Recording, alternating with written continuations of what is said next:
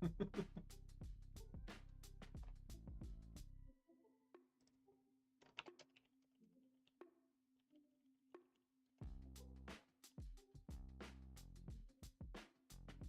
we go.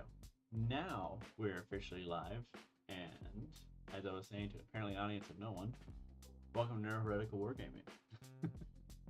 Stupidity is not a bug, it's a feature. Today we are painting an Imperial card.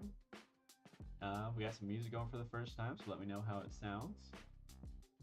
And yeah, we're just here to hang out, hobby, ask any questions you want. I will probably ramble at several points throughout the evening.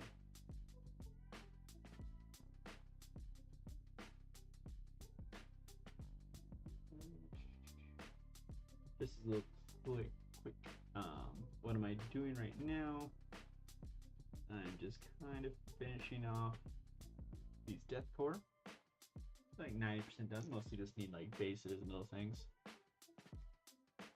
Hey.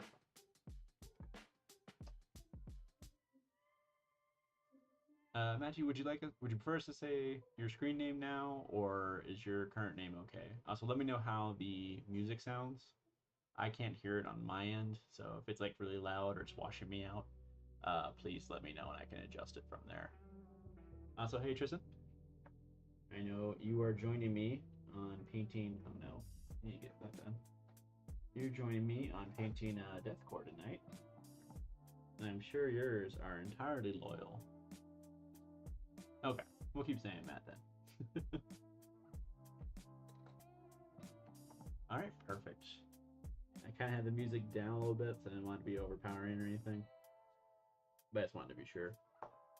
Okay, another one of these guys. I need to put some metallic on. You need book stuff. You need pack stuff. You need a lot, actually. Start putting on the straps.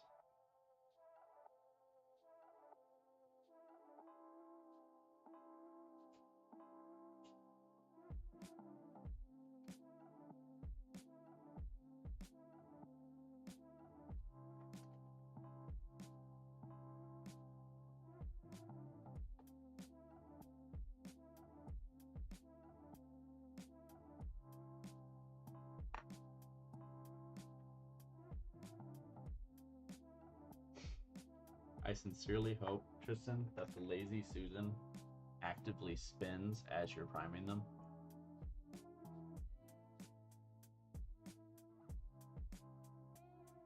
You need the metals done, so most of them. Set these guys aside real quick. I don't think I need to do any leather bits. Oh, wait. And that one where I was like, oh yeah, I need to do things, and then I forgot to do the thing. I told you, Matt, that you literally paint. You play all the armies I do, and you paint them better. Like, I wasn't joking. I was very serious.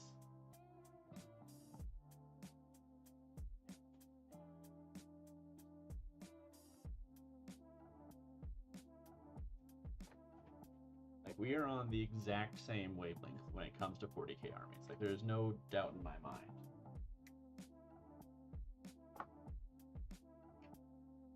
Dandy water pot.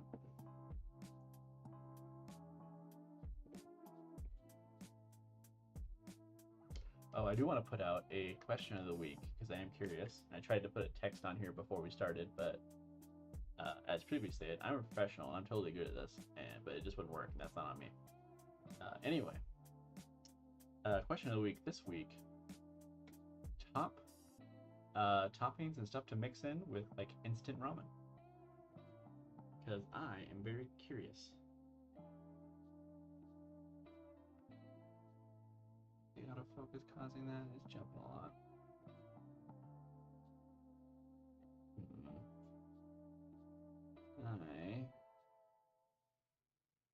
I'm afraid I know what's causing that.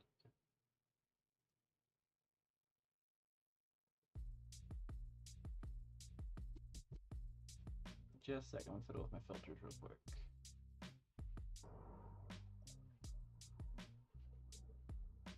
Alright, see if that does a little bit better.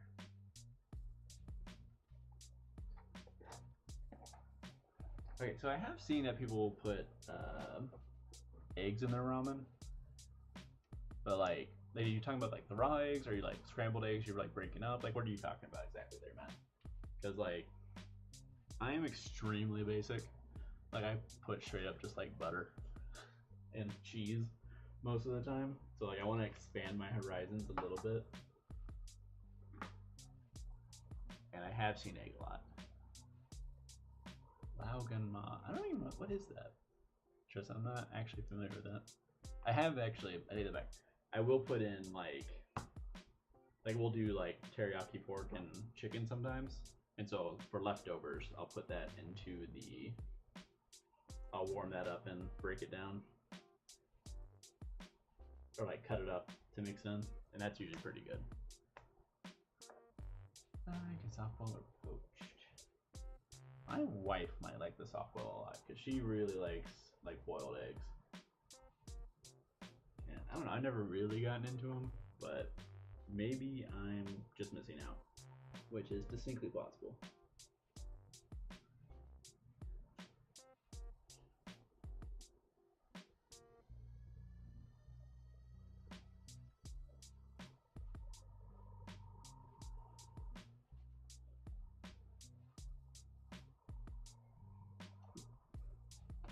Gonna have to get back into practice on putting these in the right spots. Right. One coat should be pretty good there. You need that.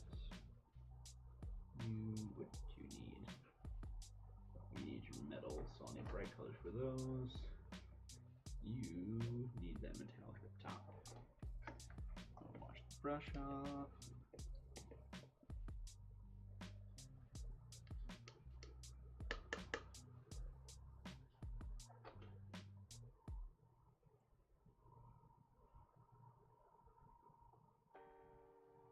I really need to invest in like a wireless headset so I can put it on and actually like listen to the music too while I'm doing this. Because currently what I have is I have the mic set up, or I have it set up to just like stream directly from my computer onto the stream. But problem is, if I have it on my speakers, my mic will pick it up and it just like kind of plays it twice and it's gonna sound real weird. If I had a headset on, I could just play it through my headset and the mic would pick it up. However, the headset I have sucks. And I don't particularly want to put it on, because it will restrict my movement. So instead, I get to sit here in awkward silence while you guys get to chill with the music.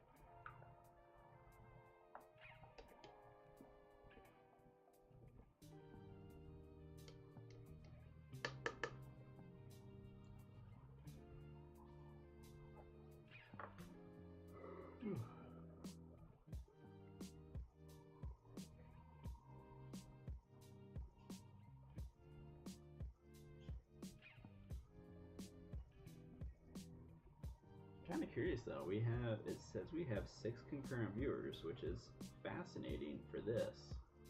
I'm kind of curious.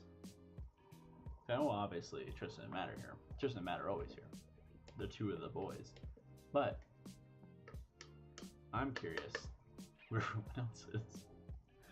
Because I know for a fact this is not why, or at least I assume this is not why most people subscribe to us. If you are subscribed because of our hobby streams, cool. Please let me know. I would love to meet you. Alright. Let that dry for a second. We'll move over to metallics. I think my wet palette's a little too dry for that.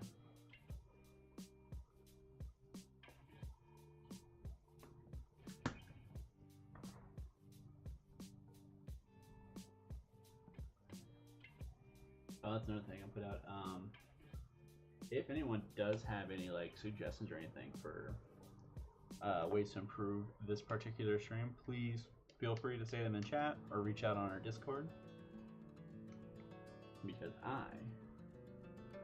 this particular stream is very much my baby, so I'm very curious to see how I can improve it. Otherwise, if you're looking for ideas, if you have suggestions on our mainstream, go yell at Scott. Scott is the tech guy. He handles that much more than I do. If you yell at me, I will just pass it on to him. And you might make me cry while I do it, but that's on you, not me.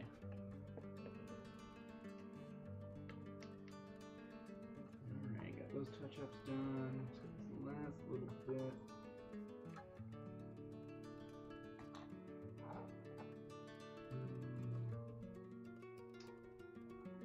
Do a little purple. That'll make for a good little metal, so I don't accidentally do just like red, white, and blue.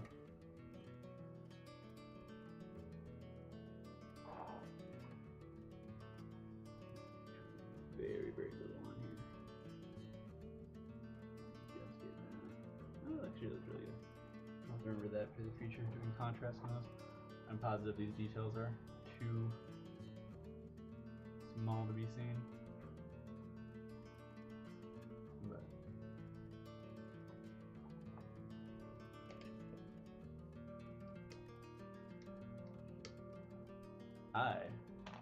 you and I have very different definitions of cute, Matt, I'll be honest with you. I would like to think my wife agrees, but I'm not even sure if she does.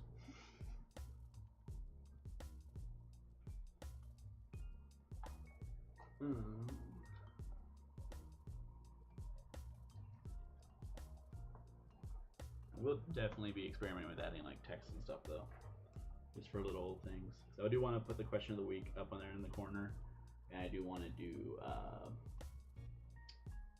whatchamacallit.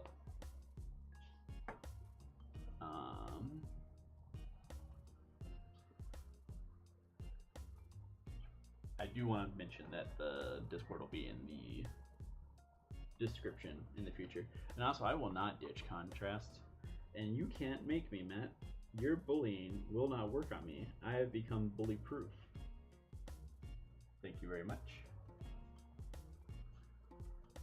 Also, that just looks good. I really like the way the contrast looks on the metal.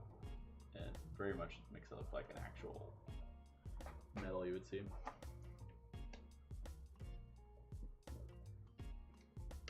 I can assure you, Matt, that having tasted both real leather and snakebite leather, that they taste the same. I will have you know that for a fact. There it is. Unfortunately for you all, this is in fact my basing stream, so you will get to listen to me almost certainly gag while I try and put this basing paint on, because it smells terrible, absolutely terrible, and I hate cracking it open.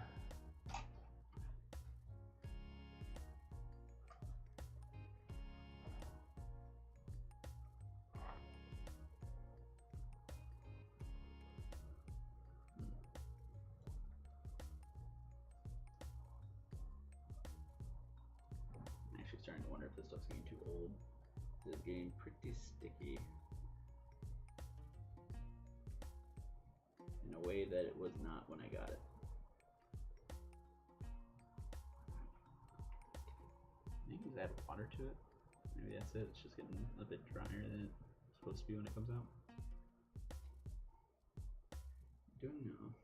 I don't know.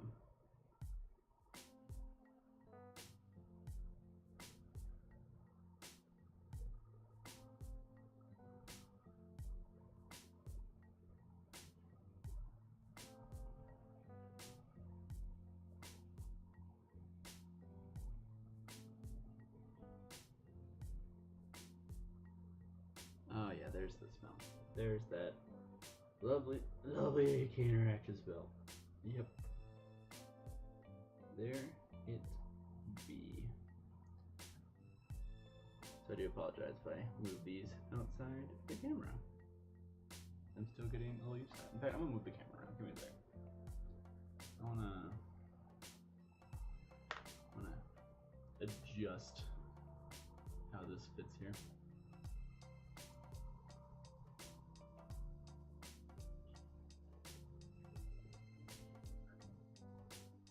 Alright, Tristan's all in on the compressor. We won't hear from him for the rest of the night. Or more specifically, he won't hear us.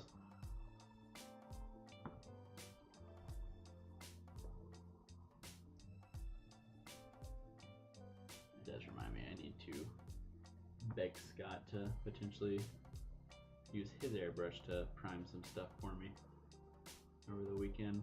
I need a whole other infantry squad primed to get them ready for a soon to be announced stream.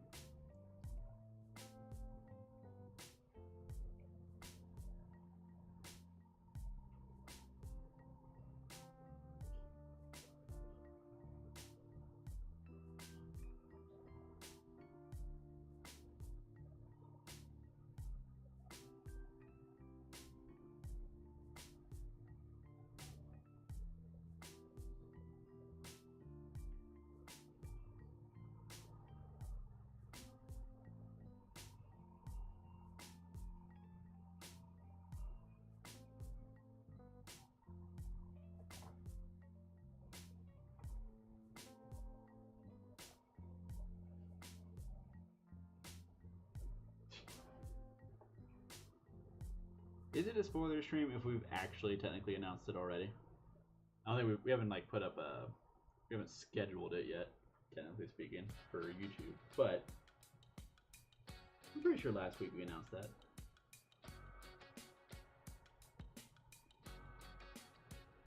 Now, see, Matt, I can't just tell you that. That would be spoiling it. It's a surprise. But I can tell you it'll feature our first guest star, who is not Bricky. Even though he has been on, it feels like every goddamn 40K stream and channel out there.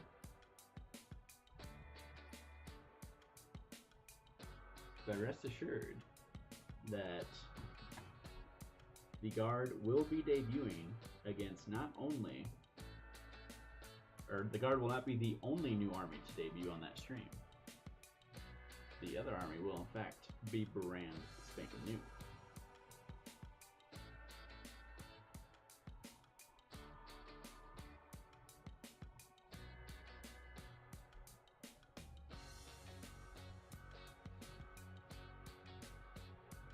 Yeah, exactly. I'm sure it'll be entirely normal humans, Tristan. You make a strong point.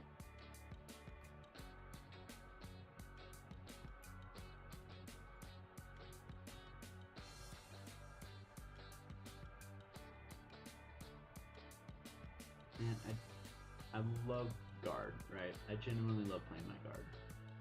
But every time I go to paint them or base them, just do anything that's not just strictly putting them together, I am reminded on how tedious they get. Because I will forget every time, and I'm like, oh yeah, I'll do them. And I'm like, oh, this is a lot more tedious than I anticipated.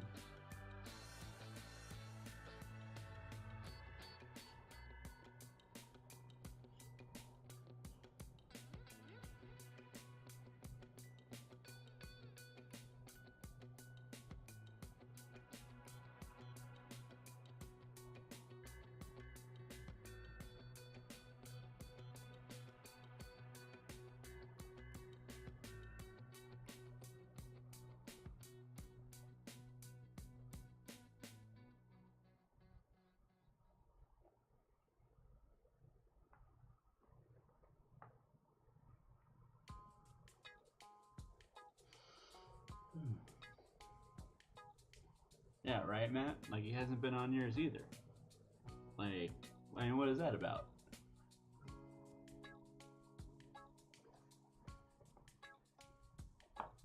All Bricky being on every channel except us. Just kind of rude if you think about it. Just a bit rude. Oh, yep, there's that lovely smell. Sincerely hope we don't get any new viewers that are just like, oh yeah, I'm just here to watch him struggle with this basing paint or basing. Because if you are, you're a terrible, terrible person. I mean, like, I get it, but like, you're still a terrible person.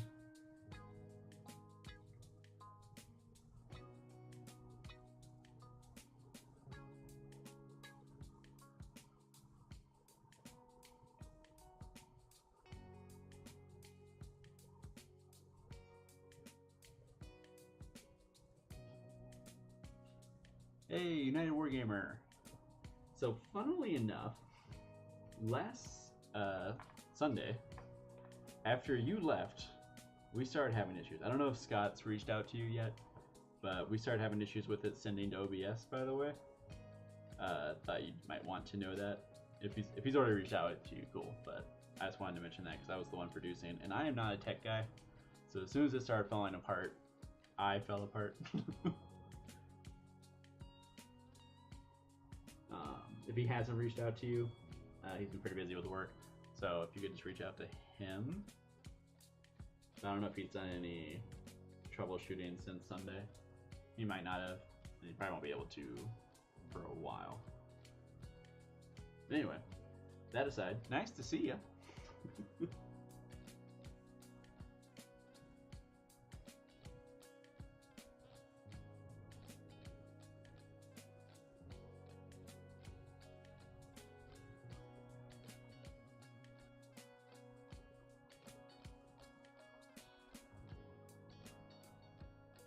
It's all good. I have no idea if it was something that was up with the software, if it was just a setup, part of the setup wasn't playing nice, or it might have literally just been me. So, no worries. I doubt it was anything necessarily on your end. Like I said, I think it was just me and me not being techy enough to know how to troubleshoot it. I think Scott genuinely said he was going to straight up write a manual on it at some point to try so the rest of us have some sort of like troubleshooting procedures. But I do want to say, when it did work, it was an absolute dream. It is so much better than the little ad hoc Excel sheet we had. So we do genuinely appreciate that. And we look forward to working with you to get whatever issues resolved, assuming it wasn't just literally my fault.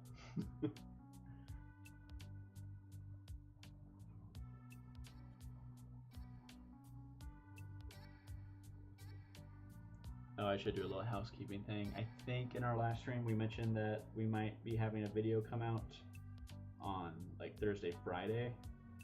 Unfortunately, that's not going to happen. We wanted to do a Codex review for Codex Thousand Suns and try and have that out for you guys, but with a mix of technical issues and that we could not get the cameras to charge properly after the stream, and just timing issues due to people being out of town and just not having time to do it, we were not able to get that filmed.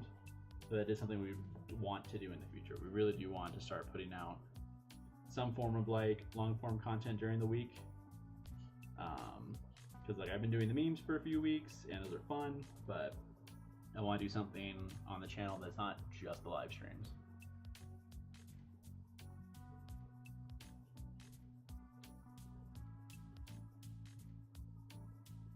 Okay.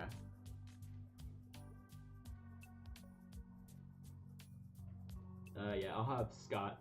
I'll tell Scott to reach out to you. Like I said, he's more of our kind of tech nerdy computer guy.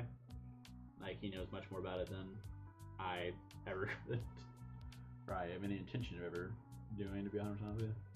I am just a humble liberal arts humanity major, okay? I have an English literature degree with a creative writing minor. I know nothing about computers. I promise you, I know absolutely nothing about computers.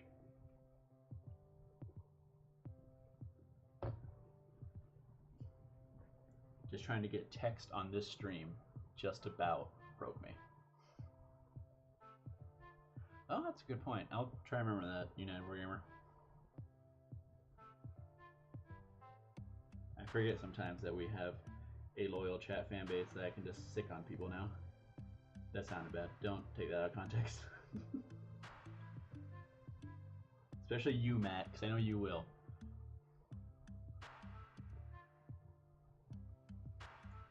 Oh yeah, I only had it on screen for a second. I didn't actually say that loud. I'm using the AK Muddy Ground acrylic diorama paint. It looks real nice when it dries. I like it. I don't like applying it. Especially not now, because I've probably had this for a couple of years, so it's probably not as wet as it's supposed to be. So I may need to add a little bit of water and let it go. But also, it just smells terrible. absolutely terrible. It smells like death. That's not true, but I'm not gonna get into that.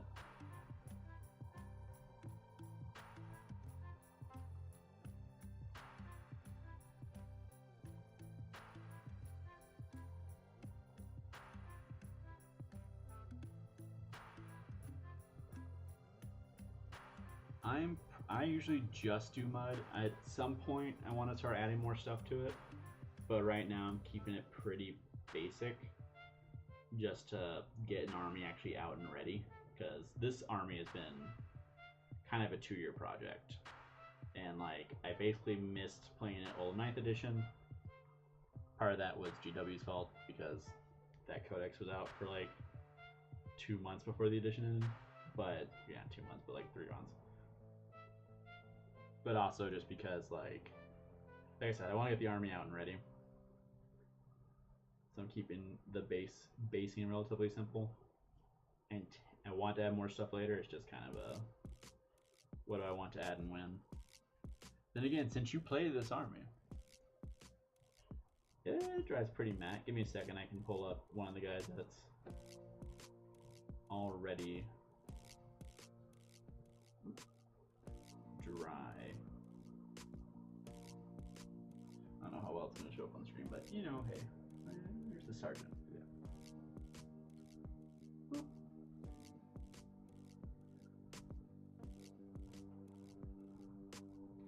There we go, not bad. So yeah, you can tell that it goes on pretty glossy, but it dries out pretty well.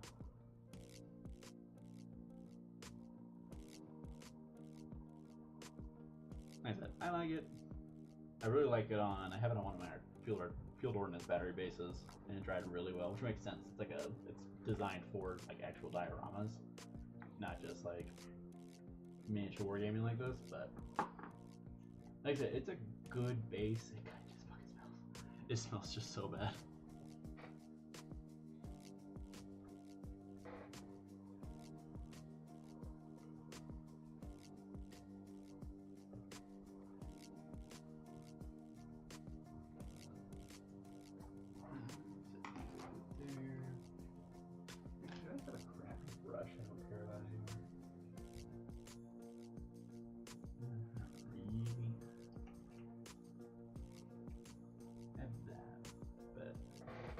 These are also just pretty small.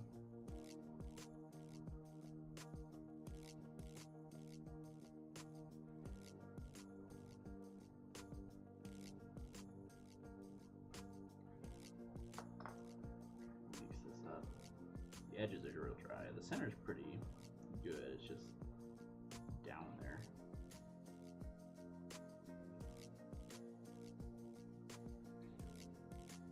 Oh, yeah, the Adirac gloss to give it kind of a shinier finish.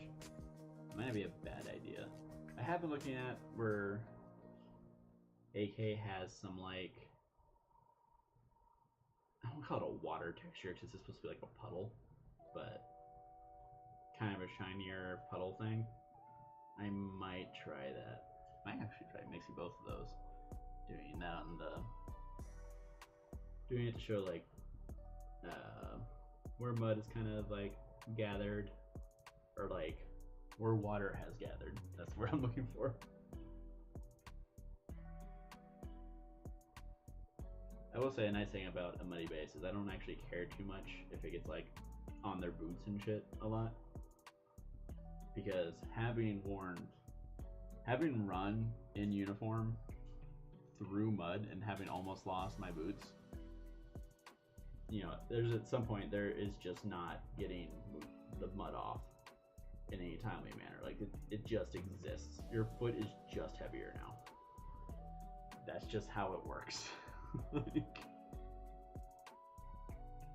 especially when you're trying to move quickly, because I had to straight up, I remember someone yelling at me and be like, go faster, and be like, no, I'm not losing my boots in a fucking training exercise, okay? You know, Tristan, I don't know if I can fully support that, but I can understand it.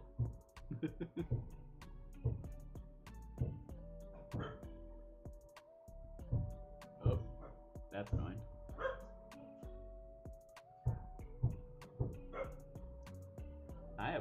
apologize for any thumping you hear in the background.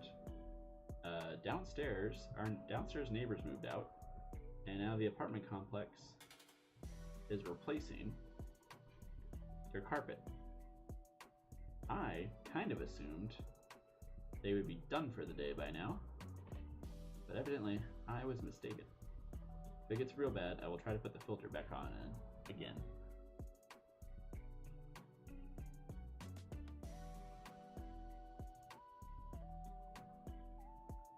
Ah, okay.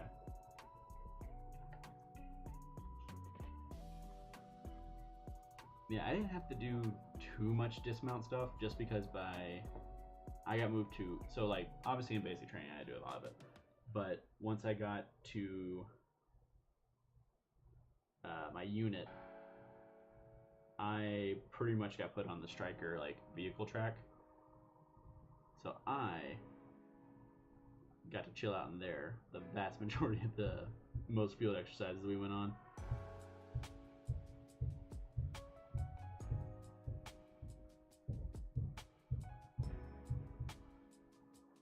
To quote one of my drills, lazy mechanized infantryman, and you know what? Fair. Not even gonna argue with you. I would gladly take that.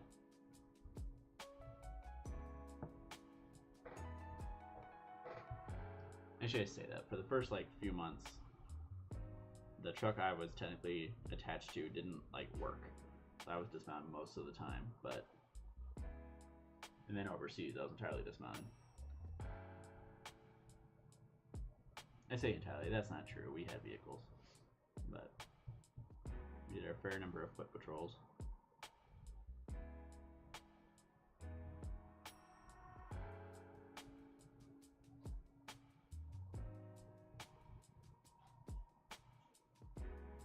Right? Like,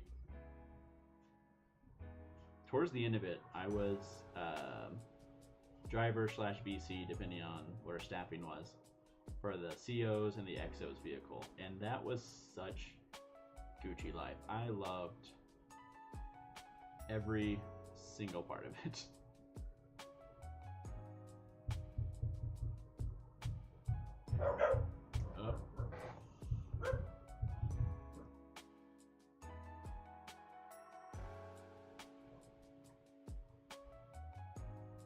I remember one, we were doing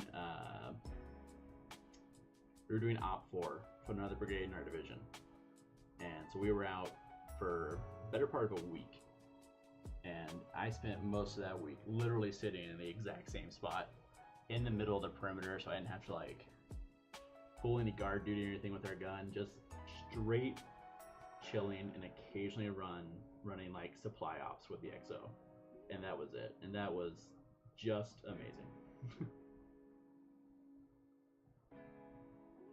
Especially because at one point I think we were supposed to be awaiting they're supposed to attack us, and they just like could not get their shit together. So it was like, oh yeah, we're going out to, like, oh yeah, they're supposed to hit us tonight. Waiting, nothing. All right. And the next morning, was like, oh yeah, tonight they're gonna hit us. Waiting, nothing. The third night, they're like, all right, they had to cancel it. They ran out of time. Like, oh well. Okay. That was actually really nice. I will 100% not lie. Op 4 life is pretty great. Though I don't know, from what I've heard from the guys that had to do it at like NTC, it's not necessarily great because you're doing it pretty regularly, but you do also get to bend the rules in ways you wouldn't normally get to. So, pros and cons.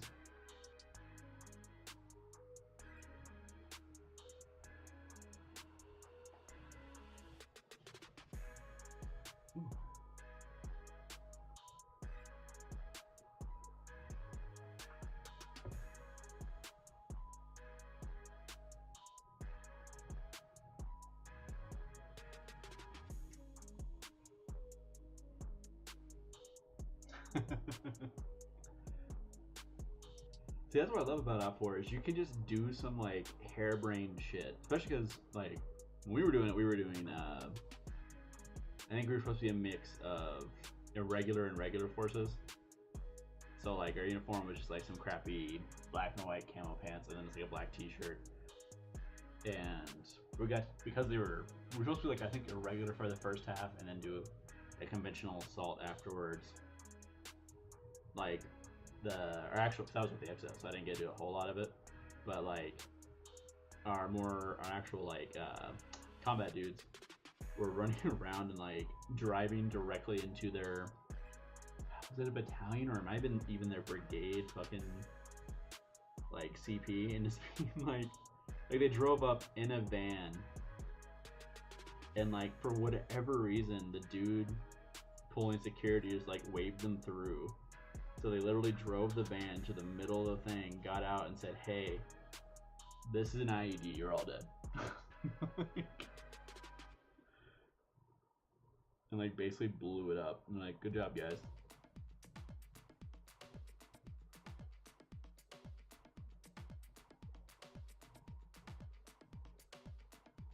I hate it at the time, but sometimes I do miss it.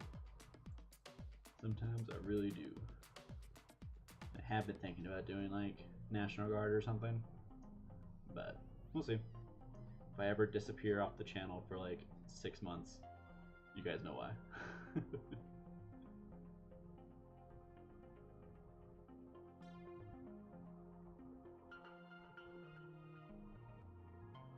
Yeah, towards the end, I was in a striker unit, so I was VC/gunner.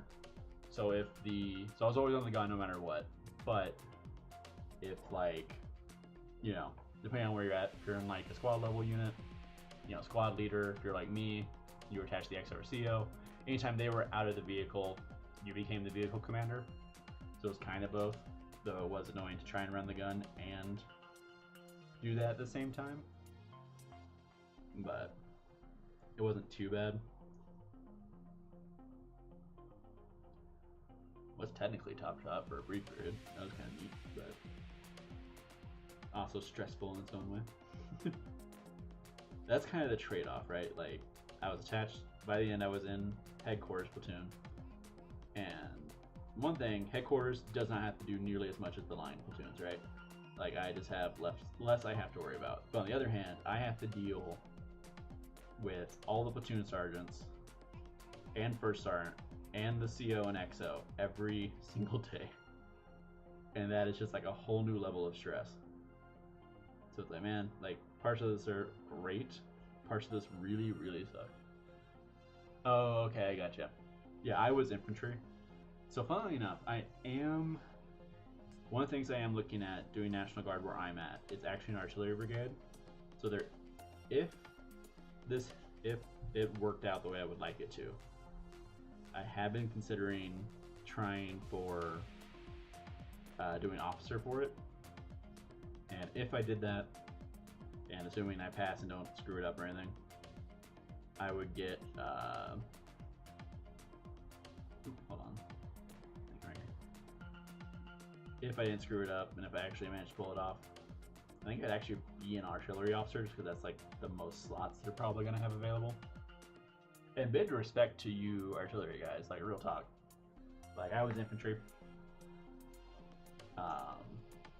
And the one thing we were taught in basic, excuse me, is that the deadliest weapon in the infantry platoon is the radio. Specifically, it can call on you guys, and it can call on the Air Force. With, like, you guys make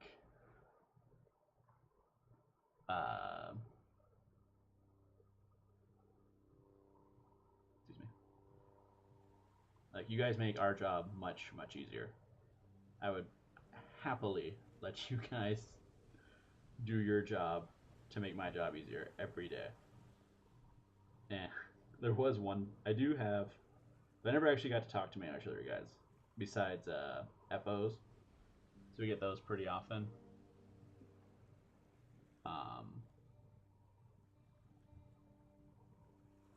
Out of curiosity, you don't have to tell me, obviously, for OPSEC reasons, but where are you at? say up there, so that makes me think like Alaska or Drum or something. If you're doing dismounted stuff, I'm gonna assume dismounted means you're remounted though. You're in Washington. Anyway, I do actually have one artillery related story. So while we were overseas, we did have an artillery unit like attached to us for a brief period.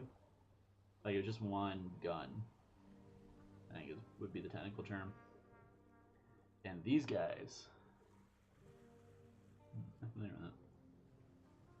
I say that I really shouldn't assume you are American. I don't know why. I guess you could be like Canadian. The usage of up there, that's throwing me off. There was one time, so they were attached to us, and they were running fire missions in support of some of our guys that were off base. And at one point, because of how the gun was set up, it was like in a little annex just off our base. So we had to set up like a little MRAP to pull security around it for them.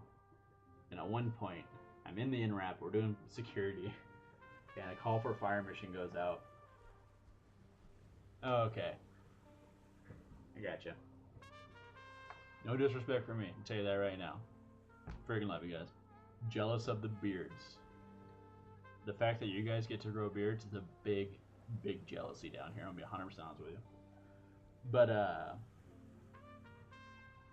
anyway, so they got a fire mission, and I'm sitting in the truck, and the MRAP I was in had a thermal camera on the back, and then it had like a gun camera and like a camera to the front. So like we would have the gun camera up constantly, obviously, but then we'd switch between whatchamacallit.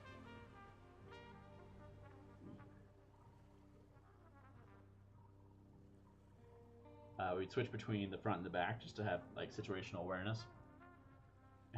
And they had to like go through this. We had a gate that was behind the MRAP that was actually like one of our entry control points.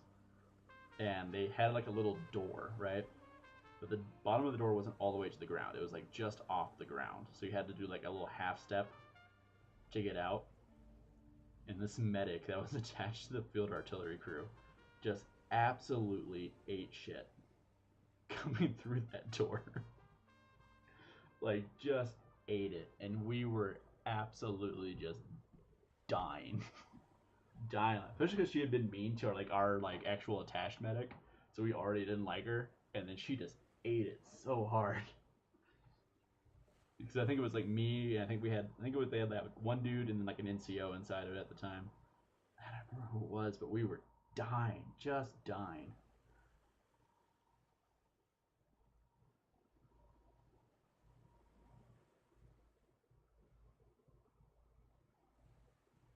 Actually, weirdly enough, I think someone I went to high school with is actually in the Canadian military. Weirdly enough. At least last time I talked to her, which was, I'm pretty sure before I even joined. But, cause I think her dad was in.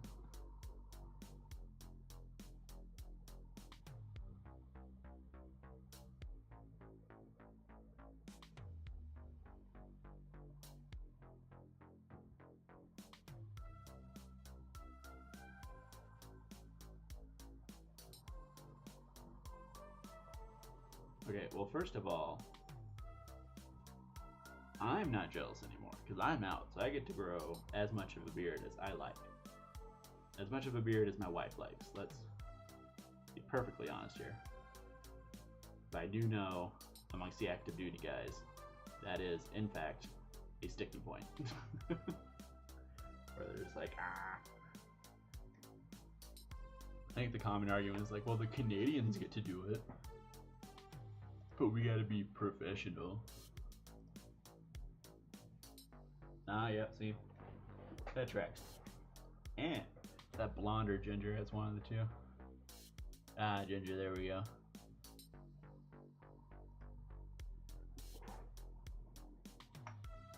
Ah, trying to get that. Do that same thing with that one.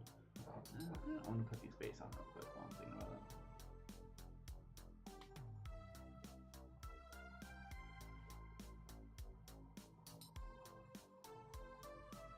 can't remember if we ran into any Canadians while we were over there. I don't remember. I know we had some like Romanians on post, but I never met them. And the only thing I heard, only time I ever even heard about them was someone's like, "Oh, they really don't like it when you call them Russians." And it's like, well, no shit. Like, what did you expect? Like, yeah, because they're not fucking Russian, and they're very different. One of the few Latin-speaking languages in Eastern Europe. Like one of the 4 Romance languages.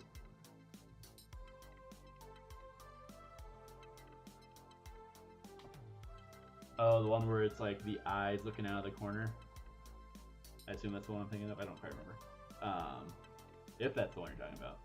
That is one of my favorite reaction memes. I've got like a whole folder on my phone that's literally just reaction memes. And a good half of them are just like, that looks like heresy.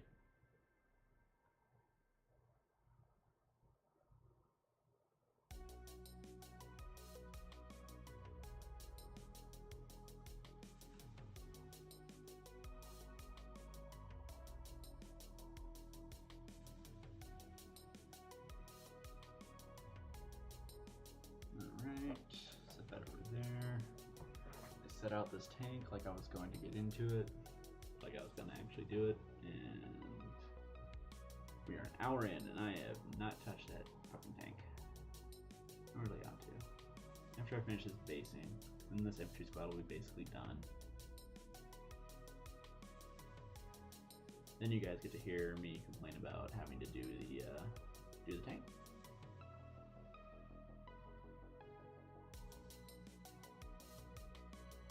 I'll be honest with you. I complain about practically every mini I've painted. On some level or another, I will hate it.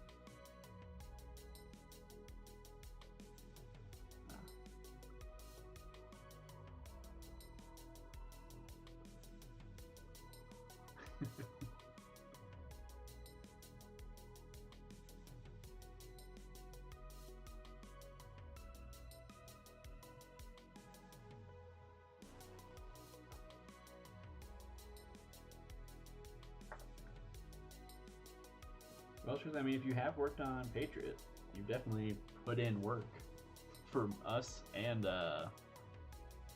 Ukrainians and all of them.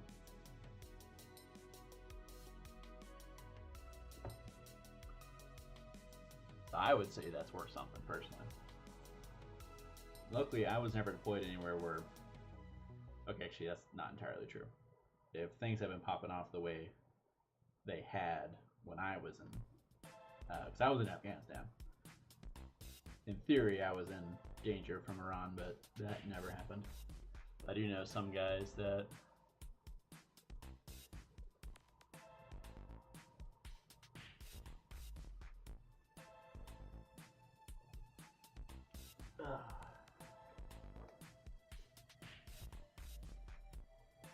I totally lost my train of thought.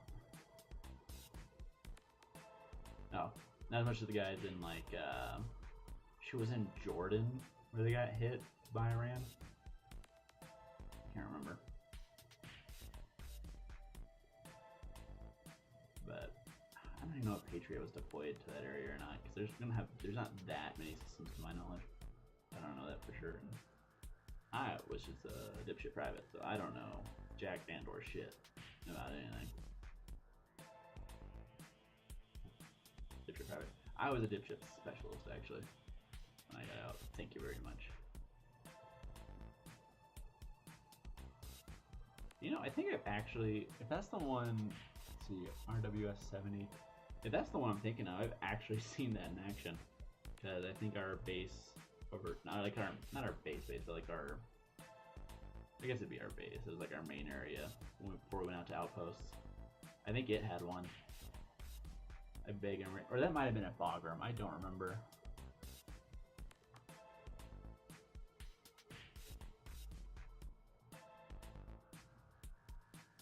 No, I believe it. Like artillery is just like it's just one. It's just a shit ton of math.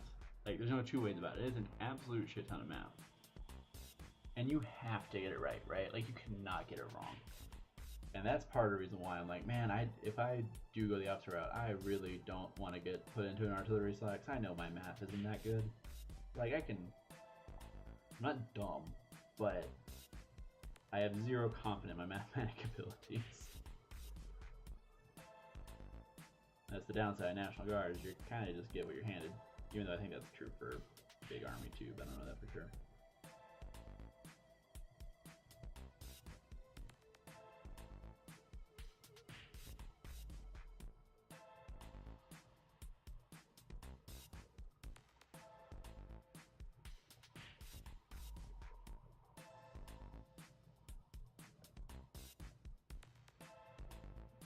Oh, really? Recce is such a fun word because we don't use that in the US at all. Because that means like recon, right? I would be curious to see exactly what you mean. Because like I said, I have no experience at all in that area. Like I've done like leader recons for laying in an ambush, but that's it.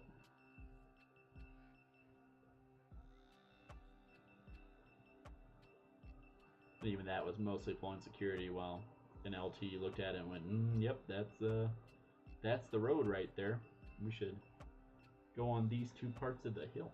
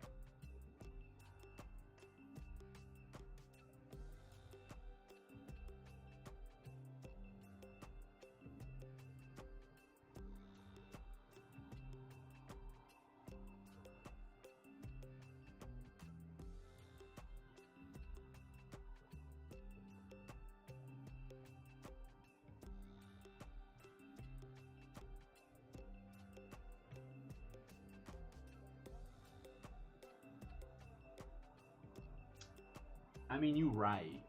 Like, you right.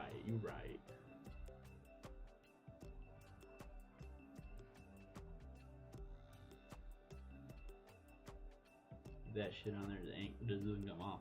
It just exists. Like I said, it exists now and your foot just gets heavy. Like that's just life. I remember sometime, at one point, I think it was when we were doing EIB, which is Expert Infantryman Badge. Like it was when we were trying to do the gas mask section. Someone who had been a little bit longer than me was like, man, remember I didn't even have to, what was it called? It's like, oh, I didn't even have to like practice putting gas masks on, but now I do. Thanks, ISIS. And like, went on this long rant. And it was actually pretty great. Not even gonna lie.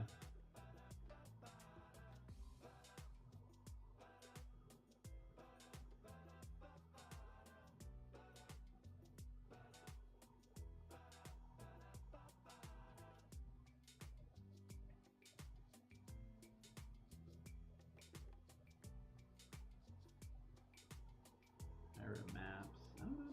Is that just like land nav or I don't know what that is. Like I said, we share a common language, but there's just enough difference for it to be an issue. especially where the military is concerned, where people just have their own organizations just have their own idiosyncrasies and how they acknowledge and explain things. If it is, though, I can kind of believe it, because I sucked at land nav. I sucked so bad. I hated land nav, man.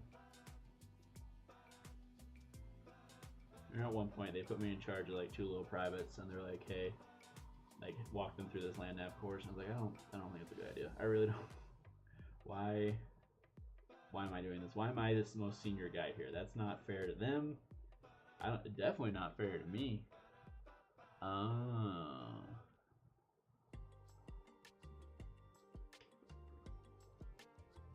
Yeah, I can see that.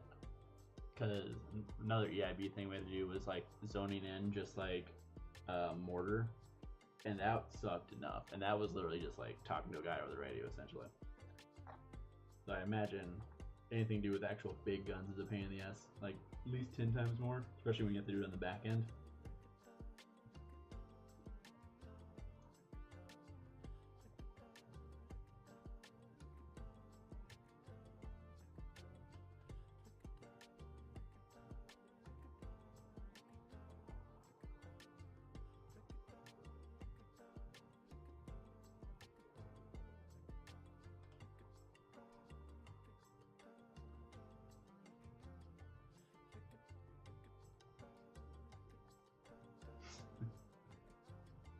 I don't know if they say it up there, but down here, the way we like to put it is you can't spell lost without LT. And yeah.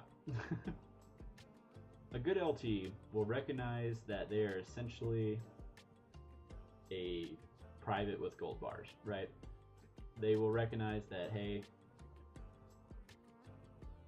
like, okay, usually they're a little bit better in private because they have been doing it a little bit longer, but they'll recognize that I don't know nearly as much as my senior NCOs do.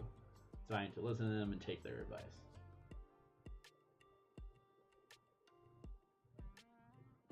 And one thing I will always remember, oh hey, I got them all, sweet. One thing I will always remember is when I was finishing my infantry training at Fort Benning, they assigned us guys who had just graduated, so we were doing our final field problem, right? And they assigned us guys that had just graduated IBOLIC, which is the infantry officer course, right? And the guy that got assigned to my platoon, he could read a map. He could get us anywhere on that map, like great, right? Like he was not bad at land nav at all, but he couldn't count his steps very well. So he would inevitably walk us right onto the objective. So like when you're laying in an ambush, you're supposed to, so like, you know, say here's the road, right? You're supposed to be a certain distance away. I don't remember the exact distance. Supposed to be a certain distance away so you can then recon that road and figure out how you want to lay in the ambush. This man walked us right onto the road and was like, "Oh shit guys, stop. This is the place. Back up, back up, back up." And we had to like run back and redo it. And then, here's the thing. I can forgive it like happening once, right? Like it happens. He did it again onto a bunker we were supposed to assault. And like, just, oh my god. Walked us right on top of this bunker. We still had our rucksacks and we started taking machine gun fire. Like, what am I supposed to do? God, it was so, ugh. Everything about that bunker sucks. They put it at the top of a hill, so we had to assault this bunker going up the hill. And it was just an absolute nightmare. We pulled it off, but it sucked. Everything about it sucked. I mean, you're probably right. He should have. But to be somewhat fair to him, we were literal trainees, right? Like, we had I think our squad leaders were technically reclass. So like they were something else they had already been in. And then we're doing the infantry training to become infantry. So like, God knows how long half of them had even been in. And a couple of them were Marines, so they were like, "I know what I'm doing," and then didn't. But yeah, I don't know if he just straight up didn't have one, or if that person failed him too. which is a distinct possibility. And I don't know if, because we had our drills with us, but I have no idea of what they were actually supposed to be doing. I know at least part of them helped organized Op 4, or were acting as Op 4, while the other part was actually like with us. But I don't know if they were supposed to help them or not. If they were supposed to be acting as like platoon sergeants. I guess we technically had our own. That was supposed to be like our pseudo platoon sergeant.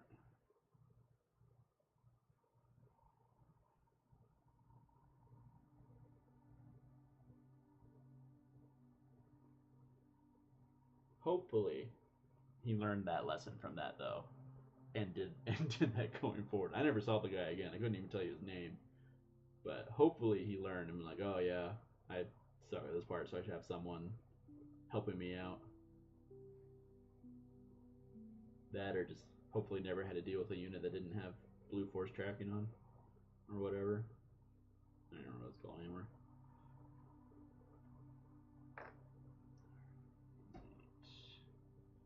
Yeah, that mine can just be gray, it's fine. And then for you, I need to do your little waste pack.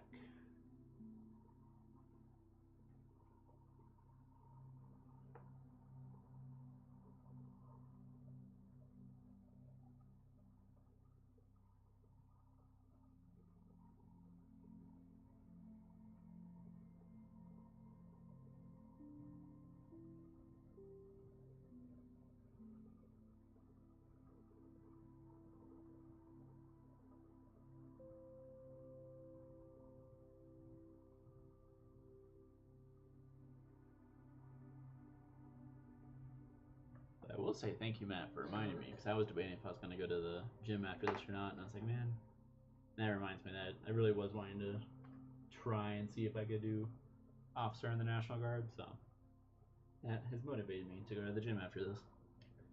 I will not be streaming that, because no one wants to see that. You don't. Trust me. I am not a natural runner, and I am not in the shape I once was. I can tell you that right now.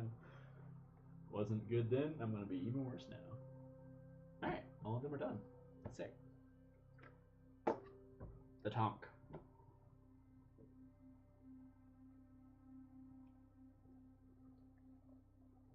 No, that's still mostly on screen. So this one will be pretty easy. He just needs another layer. And I've got a couple more that I will probably do tonight. So I need to decide which ones I'm actually going to run on the stream.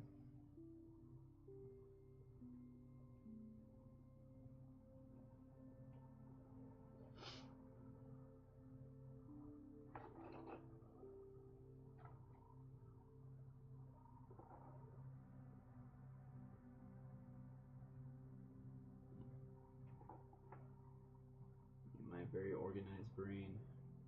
You're doing this very well. You know, we might be able to do that. If you're doing like a whole, because you said you were doing kind of like a painting channel, right? I don't know, we'd probably be down with that. I would need to double, I don't, ooh, the camera. I would need to run it by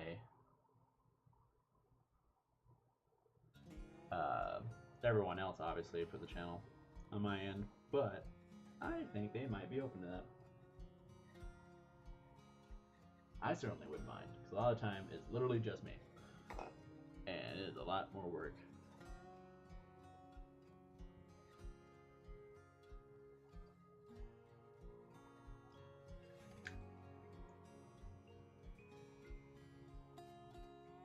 You see, I will admit, I do want to get a, wait a second.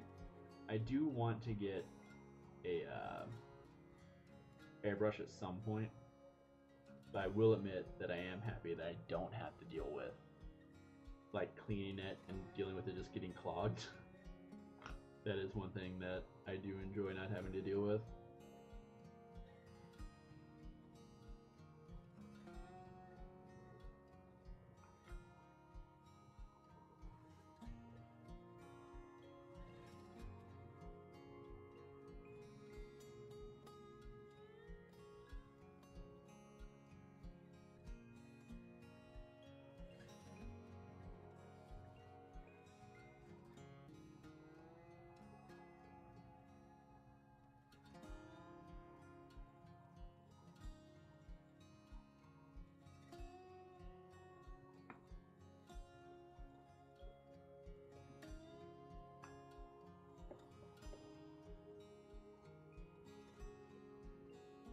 Yeah.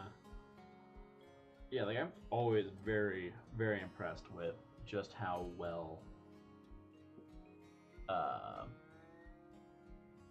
airbrushes go on. And like I said, it is that's why I'm always very, very tempted. The other thing is, I just live in an apartment, so I don't really want to be running an air compressor here, because to be fair to my neighbors, you know, it's kind of the other main reason I haven't messed with it.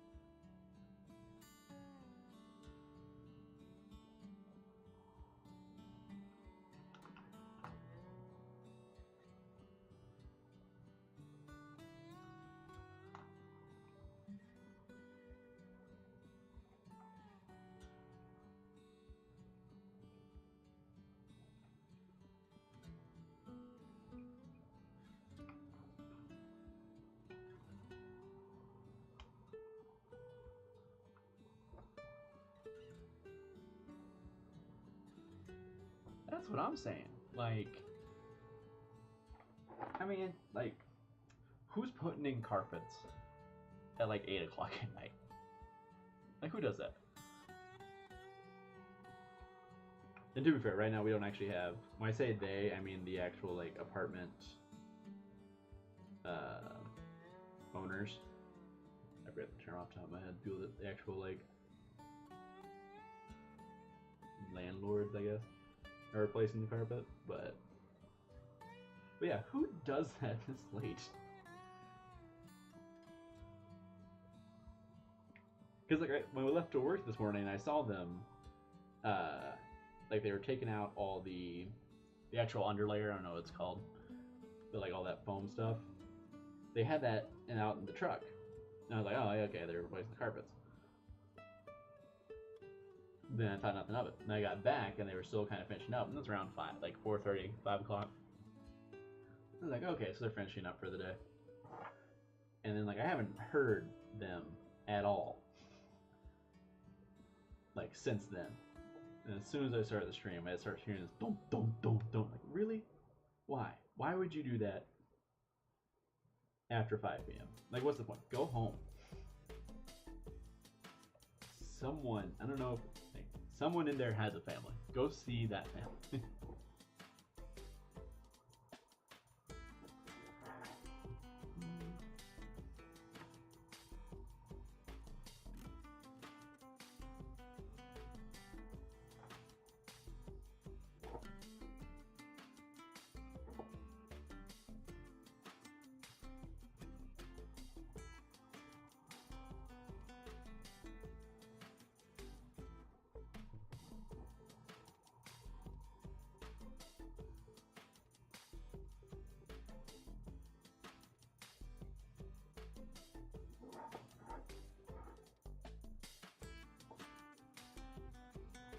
Oh, actually, I do have one other funny artillery-related story.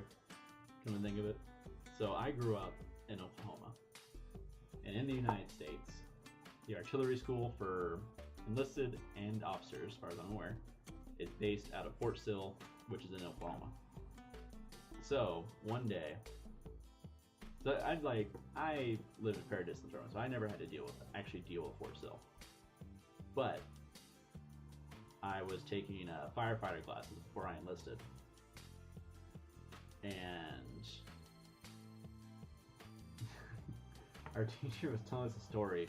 I don't remember how he said he had this.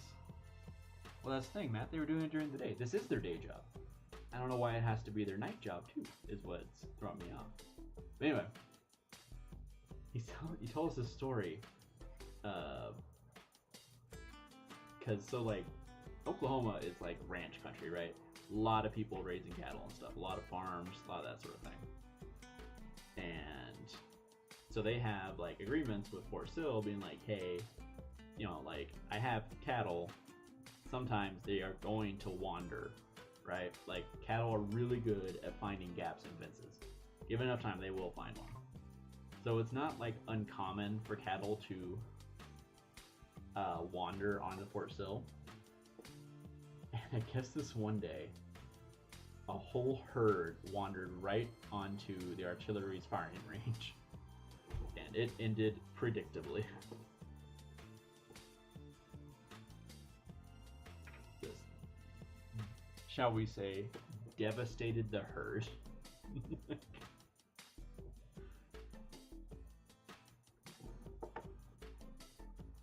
Because like one thing I remember being in was getting briefings on like, hey, like wildlife might pop up, so if you know, if you see wildlife, start calling ceasefire, and then blah blah blah.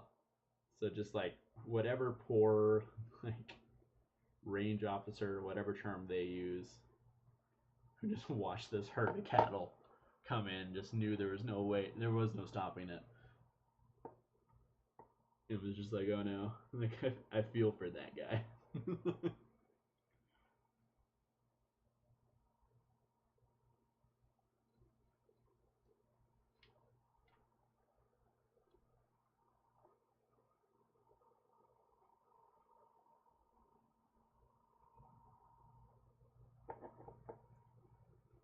How's my water doing?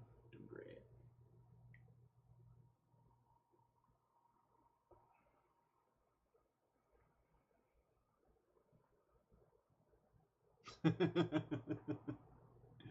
Exactly, Tristan, you got it.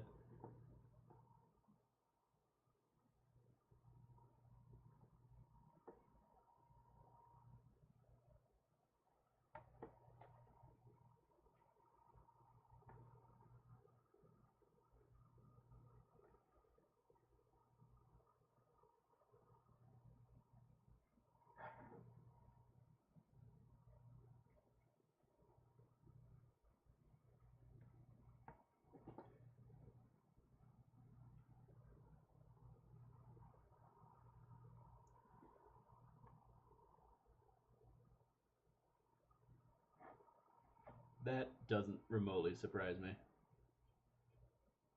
Because, like, I know for a fact, like, obviously, like I said, I know we get briefings. We got briefings all the time on being like, watch out for wildlife. But I know for a fact there were several guys in my unit that would not have hesitated, or they would have taken more than a second to call the ceasefire.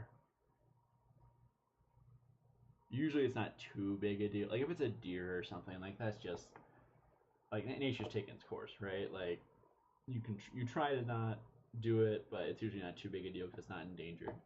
But at NTC, there are endangered tortoises that like the unit will get fined an absolute shit ton of money if they accidentally take out one of these tortoises. Like I kid you not, it was a whole like hour-long briefing on these stupid tortoises that we had to sit through and be like, don't hit the tortoise, all right? We cannot afford to pay for it if you hit the tortoise. And then a few years later, I remember seeing, I think it was one of the Alaska units too. Like, it was a long ass one, and it had to have been the unit up at Fort Wainwright because I think they had strikers. They smuggled a tortoise back from the desert of California to Alaska in the back of like a striker. Like, they put it on the railhead and just sent that poor sucker up north. And it's just like, why? Why would you go through all of that effort? I think they got caught in Alaska with the thing too. It was like, cause I remember seeing a picture of it like in the back of the striker at like the railhead. So it's like, so what was the plan exactly? Like, because half the time you're not the one loading and unloading it, so you never really know. Oh, actually, I'm kind of curious right now. Oh, is it already almost 9 o'clock?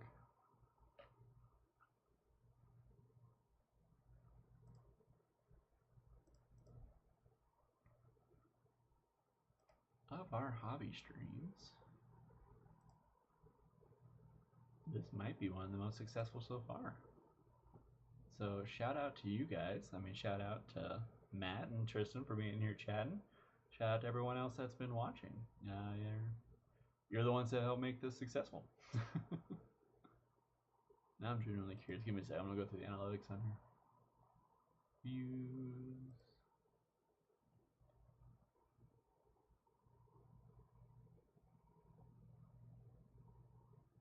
I really need to get some of the Nemesis claws. I've been putting it off. Not for like no good reason. I just really haven't. I don't know. I just haven't been in the mood to actually get one, so I just kind of haven't done it.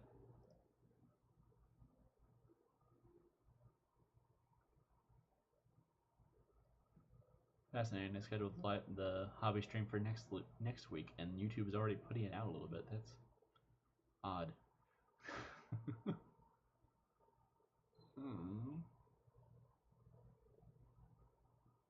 Yay! I think this might be our most successful live stream yet.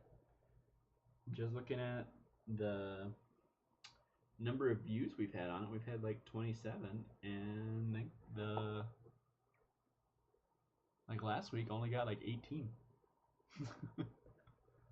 Not seeing the first one though. Maybe the first one did better. I didn't get that many views though. Fascinating. Actually, it's the last month. Let me put that out for the lifetime. Let's see. I'm genuinely curious.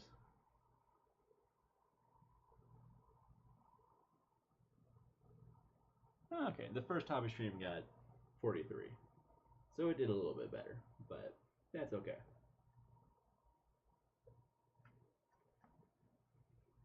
I don't know if I mentioned it, but I am the head of production for our channel.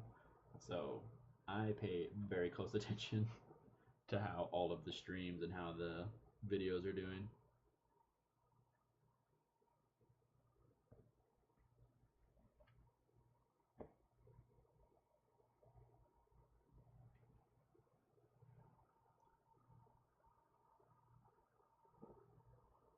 And the Nemesis Claw is one of the kill teams that's kind of just like an upgrade sprue, right? Like it's the normal Legionnaires and then an upgrade sprue, I believe.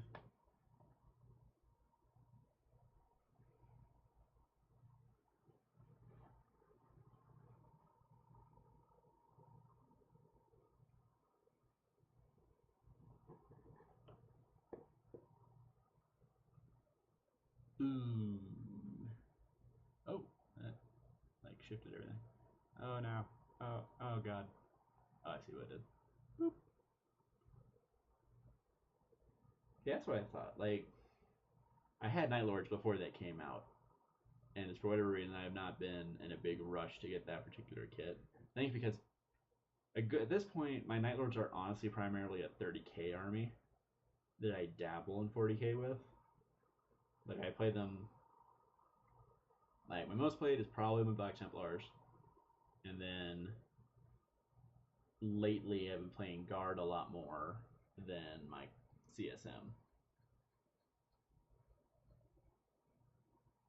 The last I saw, the Nemesis Drug Hall did actually look pretty good. Like, data sheet wise. Obviously, model wise, it looks great, but. Ah, see, there you go. I want to get some. Like I said, they're absolutely on my list. It's just easier to justify doing something that I can use in both 30k and 40k. And I guess I could run them as like legionary veterans, legion veterans, whatever they call them,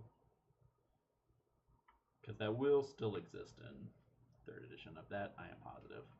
That's not going anywhere for sure. That's the other thing. I'm kind of just in limbo of like what's going to actually exist come 3rd edition Horus Heresy.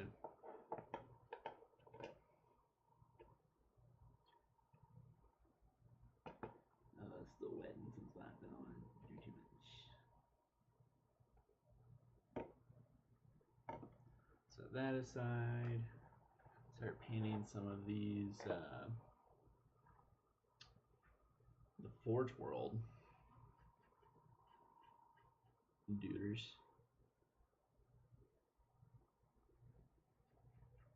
Forge World Krieg tanks. Mars pattern, I think. No, it's not Mars pattern, right? It's like Ryza pattern, I think. Ryza pattern, name and Russ.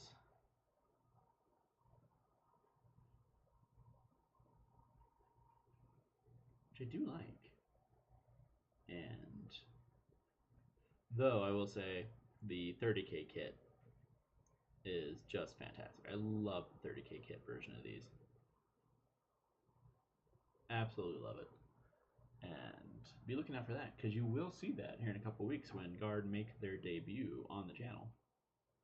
I say a couple of weeks, it's less than 2 weeks out, but you will be seeing that one, and that one has a fairly unique color scheme that I won't spoil just yet.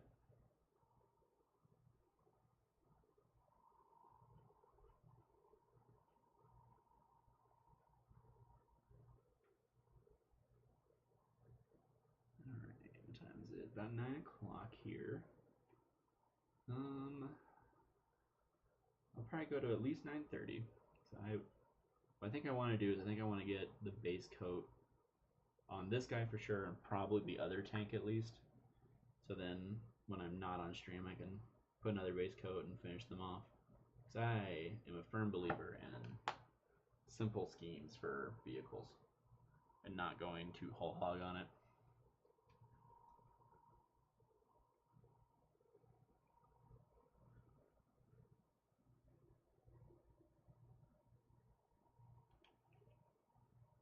Oh, and I will say, Tristan and Matt,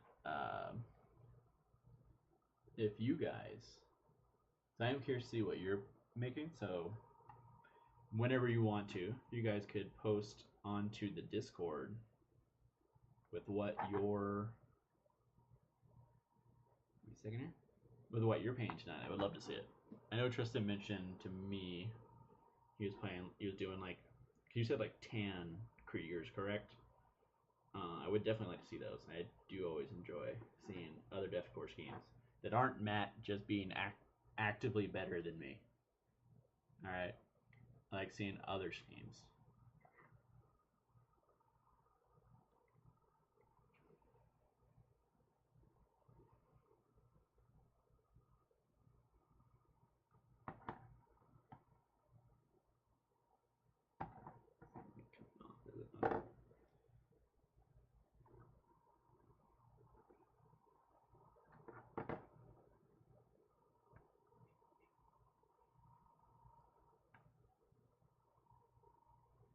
And I will say, for anyone that, for some reason, watches this in the future, or is just checking this out for the first time tonight, be absolutely sure to check out our Discord for more.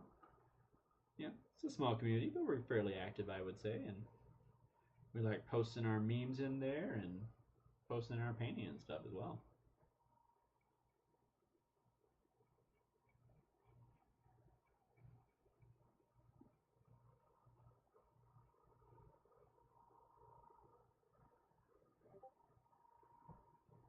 There we go. Bet. Thank you, Matt. I will look at that here in a second. Because I do want to try and get these guys done tonight. I will say, starting a YouTube channel, especially a Battle Report one, has been a really, really good motivator for just getting my backlog done. That was the other reason I really wanted to do this, to do these hobby streams. Say, man, I have a fairly sizable backlog, like many players I know. And a lot of the time, we're doing this anyway, right? Like, I want to, like, usually I'm hanging out with like Scott or John or someone, and we're just chilling, talking on Discord and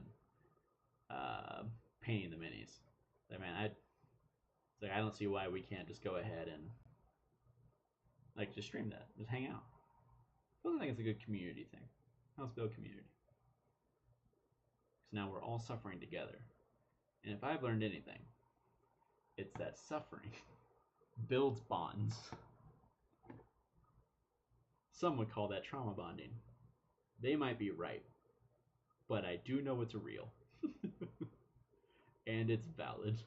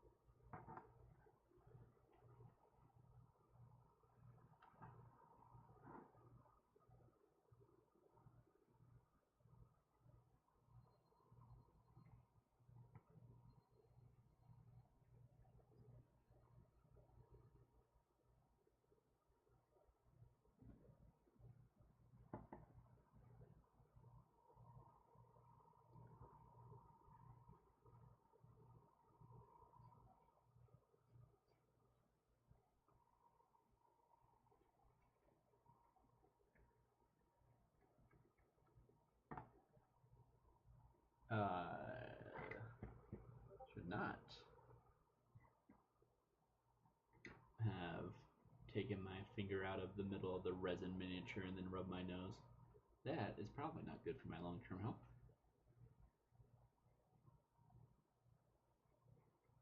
And again, if I do get lung disease, I do get free healthcare for the rest of my life. So, pros and cons. Pros and cons.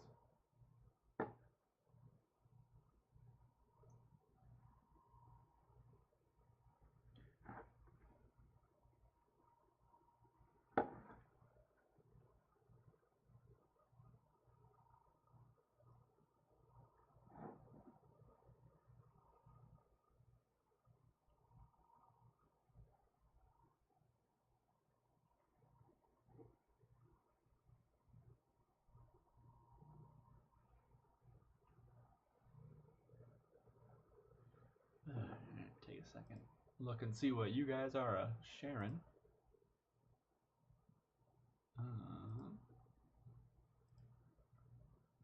Yeah. Hey, what? Oh, those little pendants on those deathcore. That doesn't look very emperorish. Why that emperor got 4 arms? What's that about? Actually, side note, that is one thing I genuinely love about like GSC, that they have like fleshed out the different cults a little bit. I do like seeing that. And that's one thing I absolutely love seeing in 40K.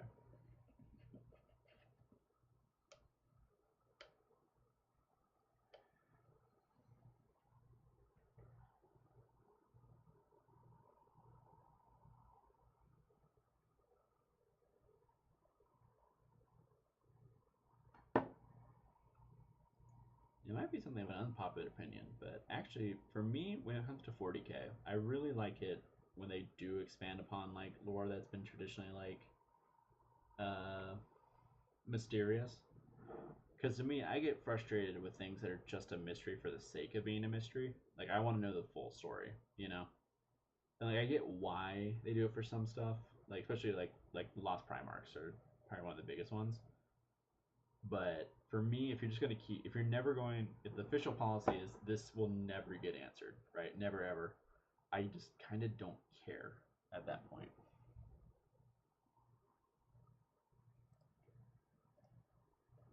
Because for me, it's like part of what makes a good mystery is the resolution of the mystery.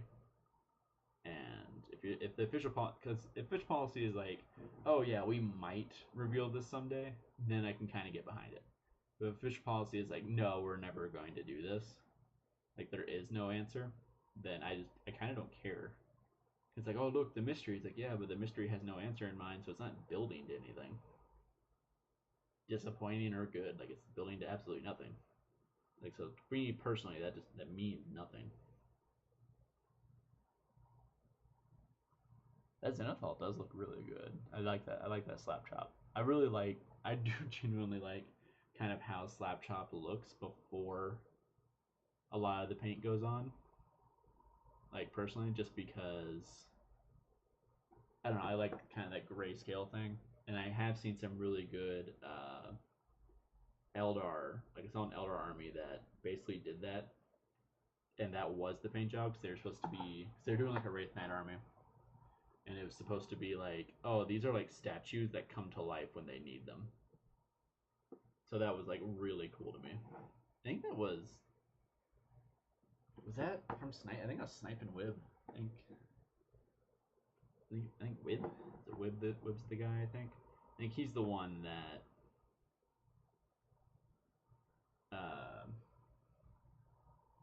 did that. But that was a few years ago now, last time I saw it. So I could be mistaken, but I'm fairly certain that that was his Eldar army.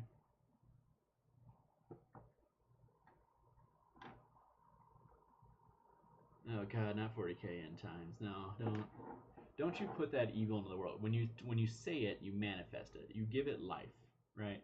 Like don't bring that evil in the world. Actually, generally speaking, I do think the initial reaction to AOS probably scared GW off doing that, like, for if nothing else, for a hot minute. Like, I don't think they're ever going to, like, I don't think they're trying that again, at least in the next, like, probably another 10 years. Yeah. Though, I will say, if it did give us a lot of answers, I wouldn't mind that part of it so much. I would have a problem with the setting, like, ending, but I wouldn't mind that part so much.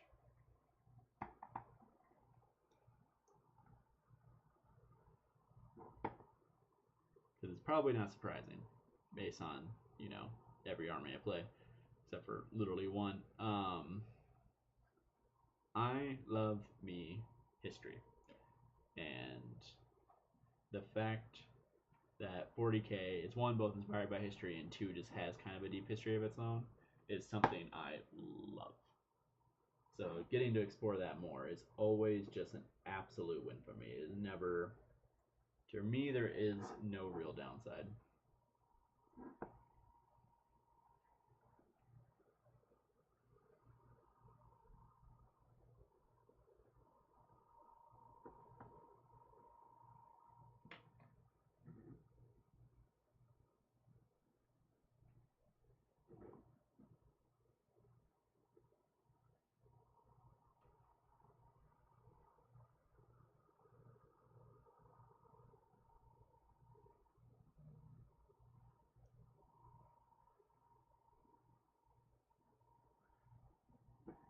Side note, because I use the for streaming, I use the app called DroidCam that lets me just like stream my phone directly to OBS. It is kind of weird when I get like a text message or like some kind of notification, because it just like goes off right in front of my face, and it always takes me a second to be like, wait, where did I put that again? And I look, I'm like, oh yeah, it's literally right there.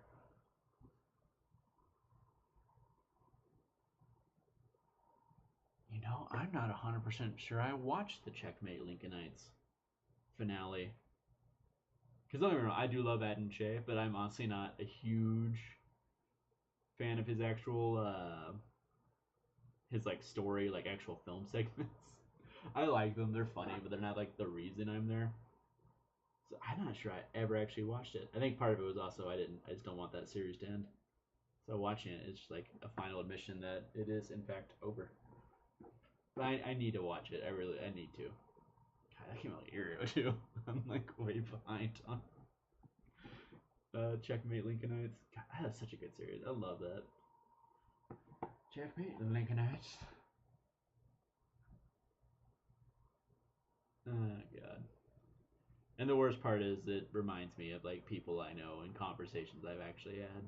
Won't go into it too much in depth on here because we don't, you know, we do want to avoid some topics on here for audience sake, but I will say, highly recommend that channel. 10 out of 10. Absolute cinema. This has a lot more smaller bits than I anticipated.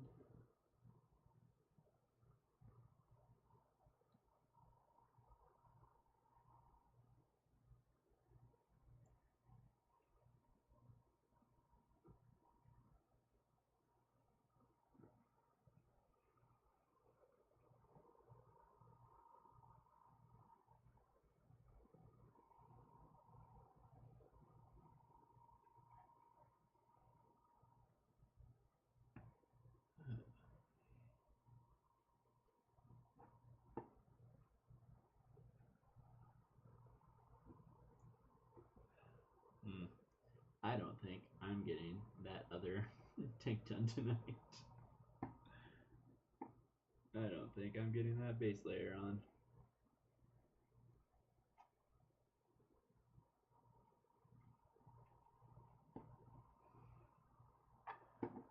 Awesome, Matt. I don't think it is a coincidence.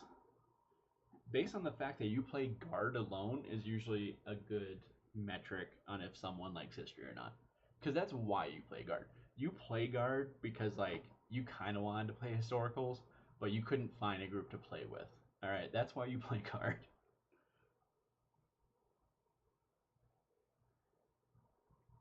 Or if you've ever asked yourself who would win uh, the Germans at World War One or the Defenders of the Black Gate in Lord of the Rings, then that's another reason you play guard.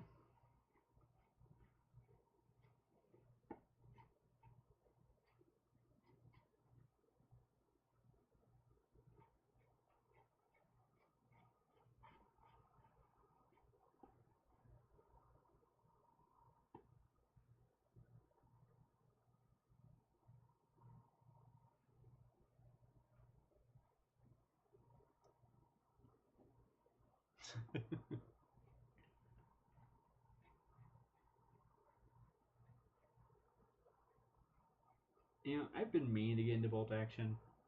I have wanted to do like a Soviet army, but I just have like not gotten around to it. And I know Scott has a bolt action. I think he has two armies actually, or does he? He has a Finnish army. I thought he had a British army too, but I don't know that for a fact. If you remember, ask him on Saturday. Yeah, he's producing on Saturday. I think is what we settled on. Because I'm doing Sunday because I have to work on Saturday.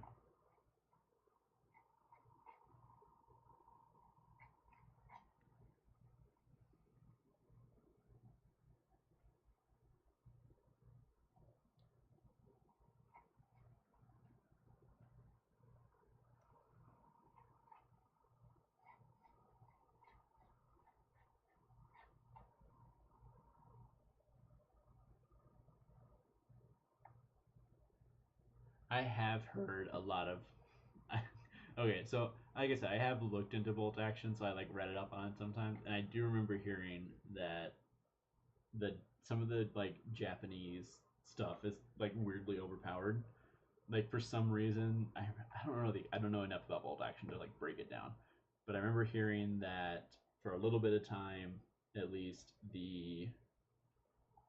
the actual like spear dudes that were supposed to be like the militia when during the actual invasion of Japan, for some ungodly reason, were actually really good. I think what it was, they had like some kind of like high morale things. So they didn't like break very easily, so you could kill a lot of them, but you didn't necessarily break them. And then they were just like stupidly good in melee.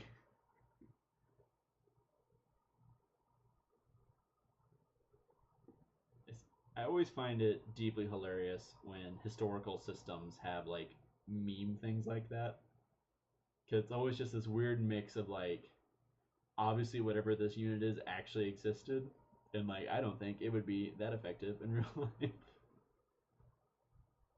Like sure, a lot of that the same can be said for 40k, obviously, but it's also 40k. I go into it with a very large amount of suspension of belief. I go into things like bolt action or Napoleonics with a significant less amount.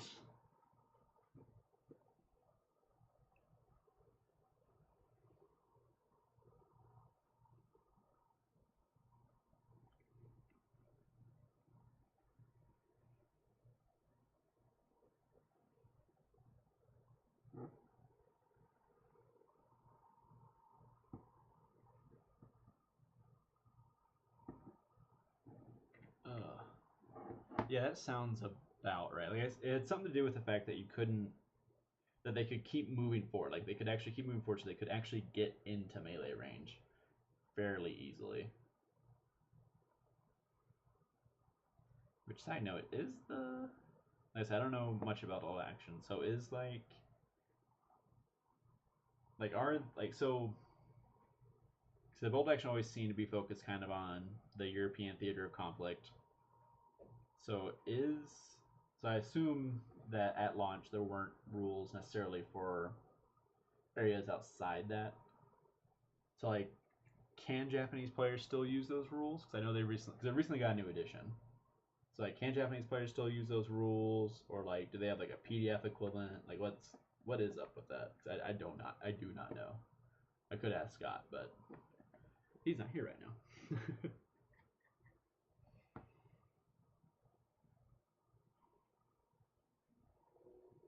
Also, whoever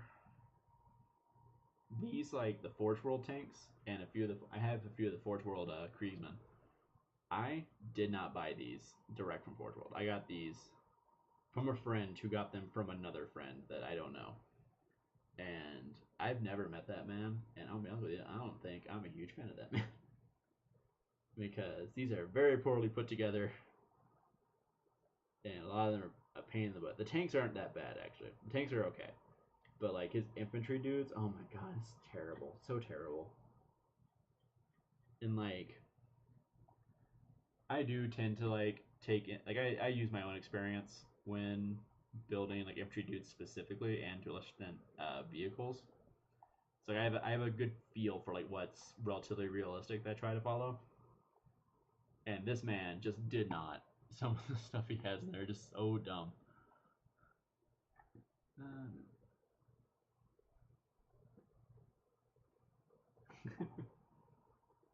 I mean, there cannot be that many like big bolt action tournaments. I'd be willing to bet, like, they're small enough. They probably can actively just say like, "Hey, these units are not allowed." Like for 40K, it's hard because you have a lot of people coming. So a lot of the time you don't necessarily want to do that. But if your normal ones are only like, 20 dudes max, which for 40K is kind of a medium tournament. It's small for like a big tournament, but that'd be like pretty good size for like a local RTT.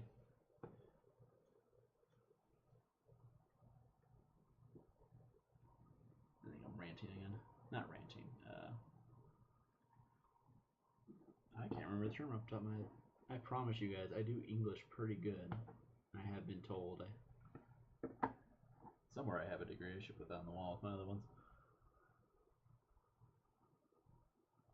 Yeah.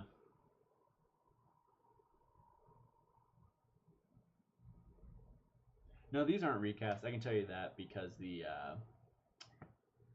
sides are plastic, and that's how they are for Forge World. Is that they use the regular Lehman Russ side pieces. Oh, I hit my thing again. Tell me. I don't know. I don't look at it enough.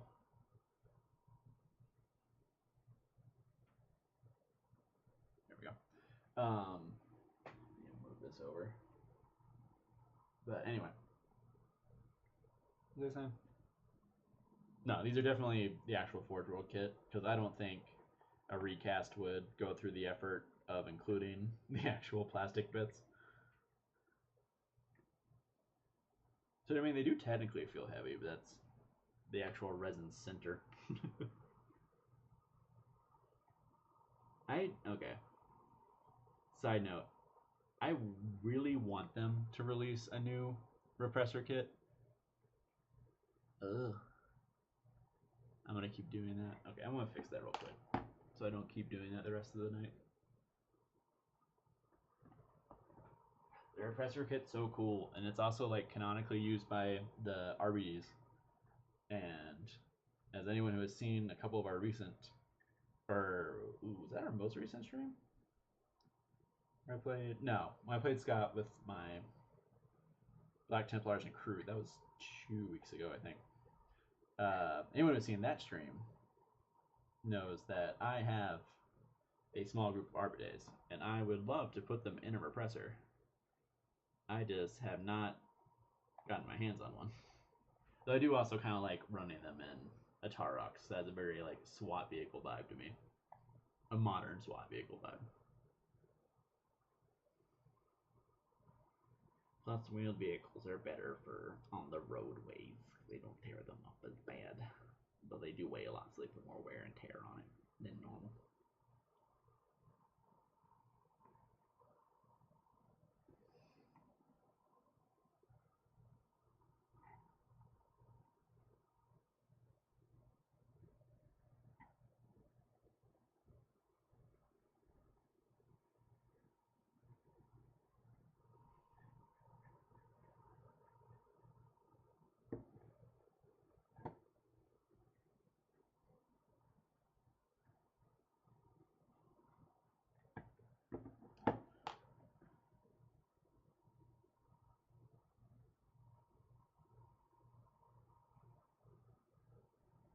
And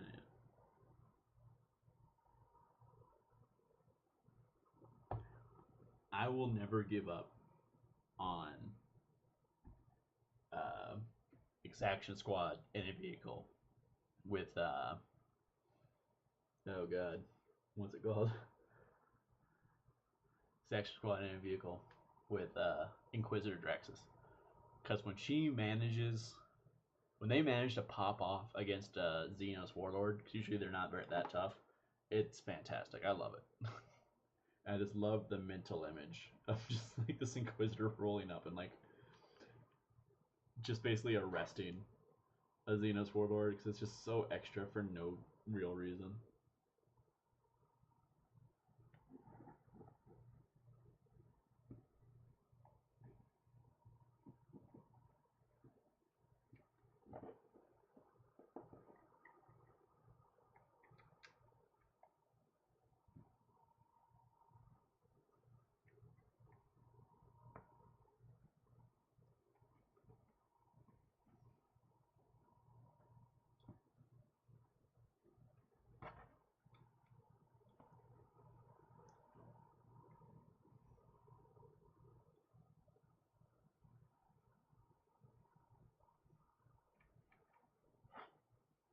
Okay, this is a pain in the butt to reach.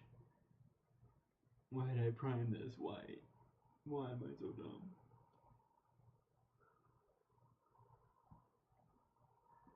I mean, I could bring the assassin. You're not wrong. The assassins, besides literally the Vindicare, aren't bad. The Vindicare would be good. He's just stupidly expensive for some reason. And then for some reason, Imperial agents haven't been touched data point wise in like 2 data slates, which is very annoying. I might. We'll see. We do kind of have a guard list in mind, so we'll see how that turns out first. Do I have an... Because, hold on, because I got him over here. He's primed. I think I got his base down for his body armor. Because this is the Eversor, right? I'm pretty sure. I think I just have to paint him in the Vindicare. So, yeah, be on the lookout. I might do that in... Probably not next stream, because I'll probably still be working on most of the guard. But, be on the lookout for him.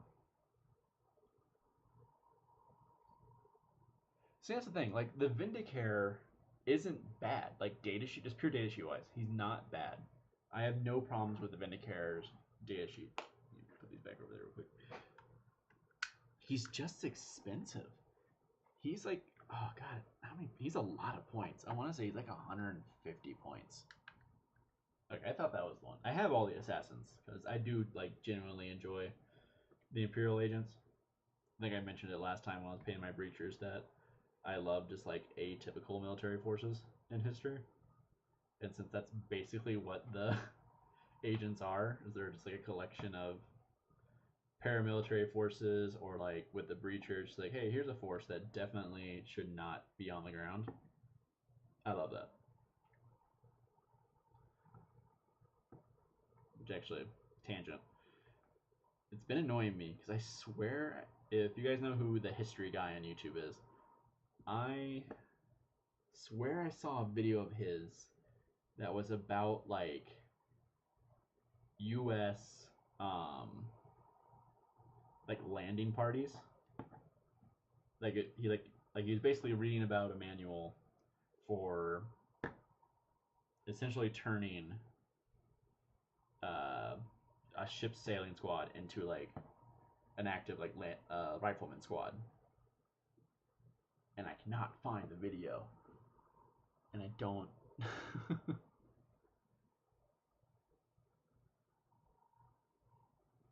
I mean, you can only do the swap if you're playing pure imperial agents, from my understanding. I think there was some confusion with that, but I think you have to be playing pure imperial agents to do the swap. Ah. All right. I need to do those real quick.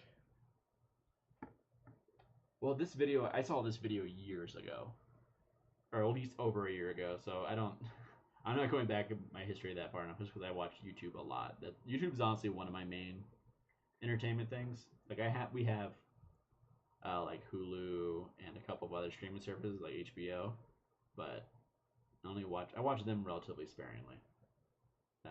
YouTube is one of my go-tos, just because they just do a lot of YouTubers do really good documentaries.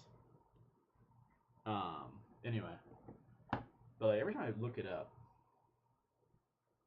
I'm pretty sure. I am like 95% sure. Give me a second. I'm getting down to the end of the stream anyway, so I will finish painting this and I will pull up that data sheet. But I am fairly certain you have to be playing Imperial Agents to do the actual swap. Which would make sense. Otherwise, you'd be seeing Imperial Agents in a lot of lists if you could tailor them to your opponent. Oh, okay. See, I was right.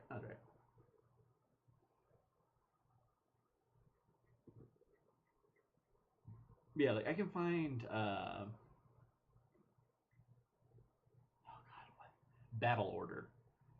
He does a lot of he does basically like organizational military history. So like he'll do like the development of like Marine or he'll do like development of like Marine and U.S. Army rifle squads over time. So I do like seeing that, and he did do one on the landing party, and I don't think that's the one I'm thinking. Like I rewatched it, I don't think that's the one I was thinking of, because I vaguely remember the person like actively talking about like I think Veracruz, the occupation of Veracruz in 1914 was carried out by a mix of Marines and naval landing parties.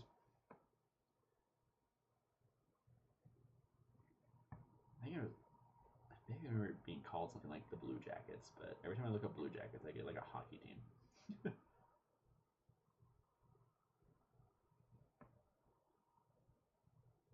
I think it's a college hockey team. I don't think it's like a professional hockey team. Oh, no, fair enough. Yeah, thanks for hanging out, Matt. It's always fun to see you. You're always very active in chat, and I always appreciate it. It's much better than me just sitting here talking to myself.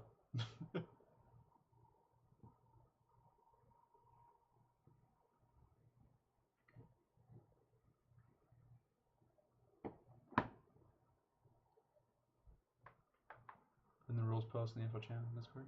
Okay, yeah, I'll see. I can do that. Where is it?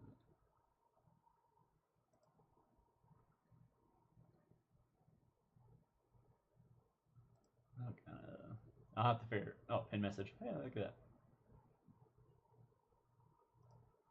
Oh, that's not the one I wanted. Where is it?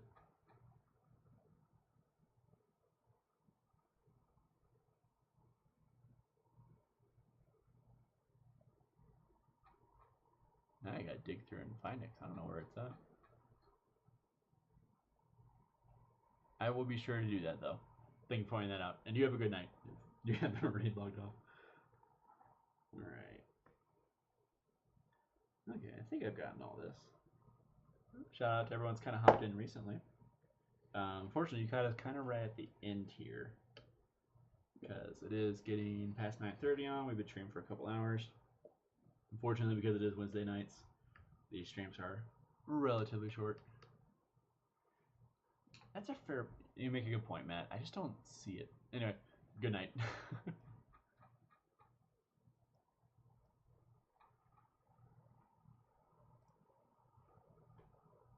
All right, we got that. The green. Oh, I didn't do the turret yet. I need to go to the gym. I'll do the turret. I'll at least get that first base layer on the turret. Turret shouldn't take too long. Anyway, hey to everyone else that's kind of joined us tonight. Like I said, you kind of caught us at the tail end of this, but we're still happy to see you. Always happy to have you here, so I'm not literally just painting this in silence by myself. Hope you're enjoying the music. If anything's weird with the music, please do let me know so I can fix it. Or if you hear a particular track you like, let me know so I can SAR it and save it for later. We try and narrow it down. So we're just kind of just doing generic, happy, not happy, but like calm music. Because I like to be super zen when I paint. And I would like you guys to be super zen too.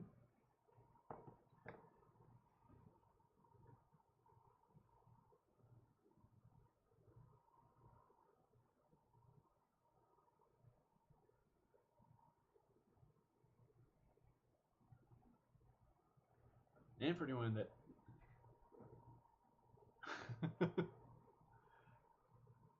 I mean, maybe I do have the. Oh, is it? Hold on, I'm not sure it's playing. Whoopsie.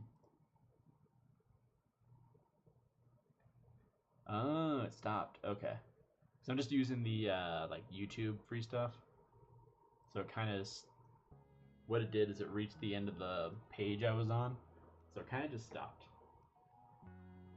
If anything, you might have just been hearing like my fan. I tried to have a bigger filter on, but the filter just kind of meh. Like it stopped on me. Or it didn't stop on me. The filter worked, but it seemed to slow down the stream a lot because the stream was like super jumpy. And I assume that's kind of filter because it said it was a higher CPU usage.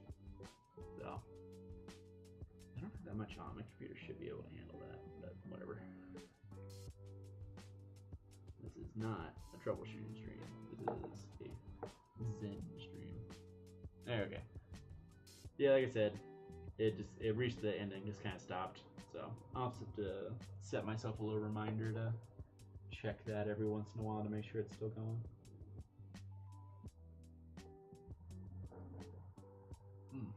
Speaking of which, I need to refocus this a little bit. Alright, let's get a couple more drops on, get this turret done, and then I'm going to call it a night. Because I am starting to get a little tired. You don't have to work in the morning, so there is that. But it doesn't mean I want to do this all night. I mentioned at the beginning, but I am like in absolute silence on this end just because if I have anything going, my mic's going to pick it up and that's just going to sound weird for you all, and I don't want that at all. So what I should have done really is I should have gotten my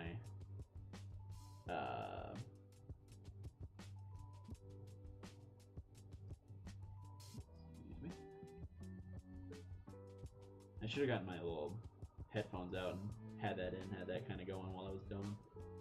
But, you know, live and learn. That's what these tests are for.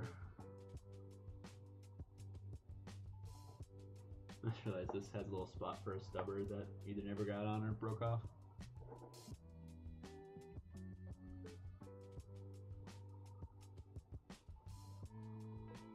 I'll say, if anyone who's kind of just chilling has any questions or anything, please feel free to let me know as we get into these kind of last few minutes. That way, if anything pops up, I will actually have time to answer it and not be on too late. I just want to go ahead and paint this guy over in green and just pick out the other parts later. Yeah, I might as well. First things first, we'll get into these harder reach areas. Get through most of it.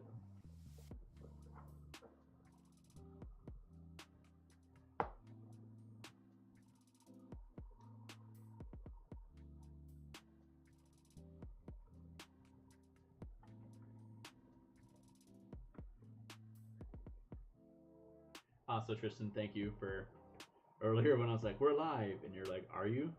Thank you for that, because I forgot I had to actually hit, because like on OBS, you have to hit like start streaming to get it up, and then to actually go live, you have to hit go live. So I forget that every once in a while, Because in my brain, it's like, oh yeah, I'm telling it to start streaming, so it should start the stream.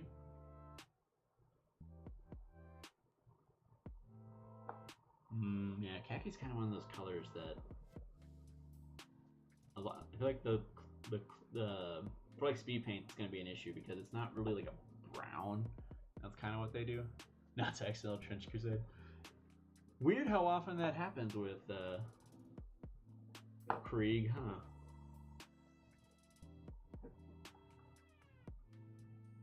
Some might say Trench Crusade was very intentional deathcore of Krieg. I didn't say that, but some might say that. Alright.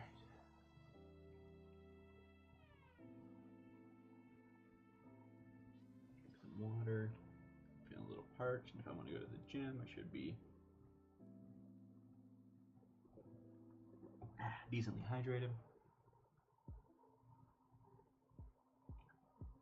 Sorry, I thought my thing like jumped a little bit there. Every time.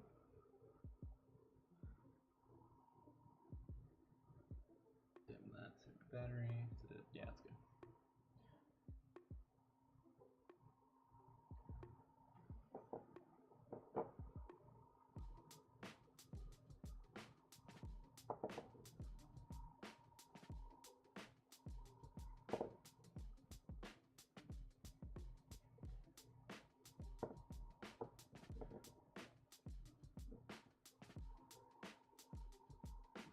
Said I was gonna paint that guy, but or go ahead and just do that guy in green and pick out the other things I needed later. But I don't know. I'm very suddenly getting to the end of this turret, and I'm like, you know what? Maybe that's not necessary to deal with right now. Maybe. Can't wait to get all these all painted and show them to Sean, and he's gonna tell me how wrong I am because he was an actual tanker. I'm like, oh yeah, that doesn't make any sense. Okay, Sean. Okay.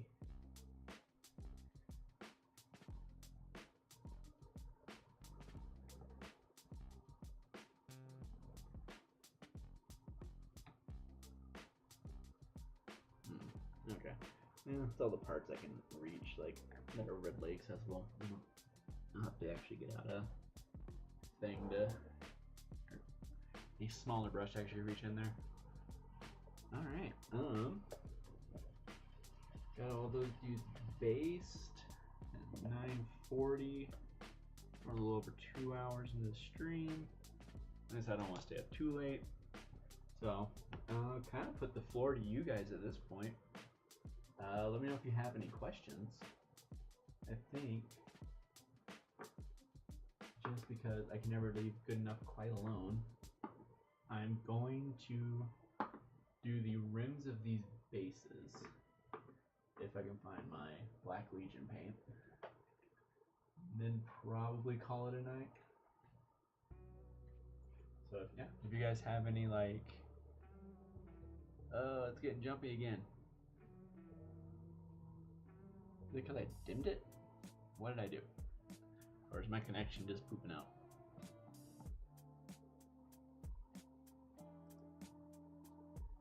Is it real jumpy for you guys?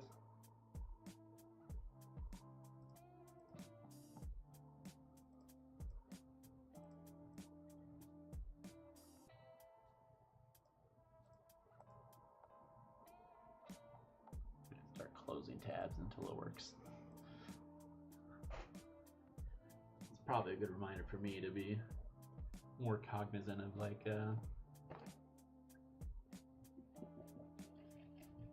of what I have open. It is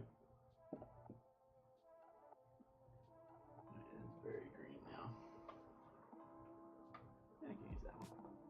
See, find a good brush to.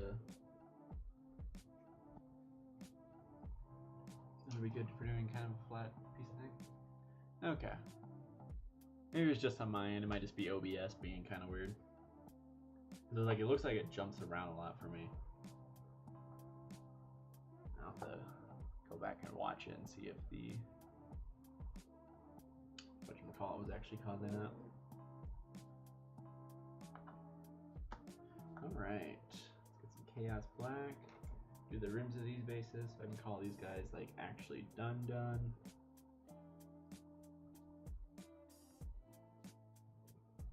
Do enjoy painting my models, but I enjoy them being done even more. Oh yeah, this paint's getting kind of old. It's a little extra sticky, some would say.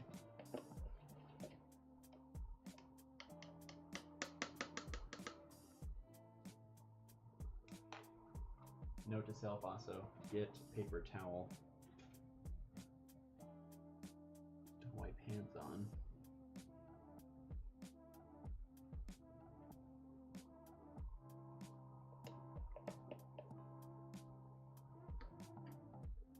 Right.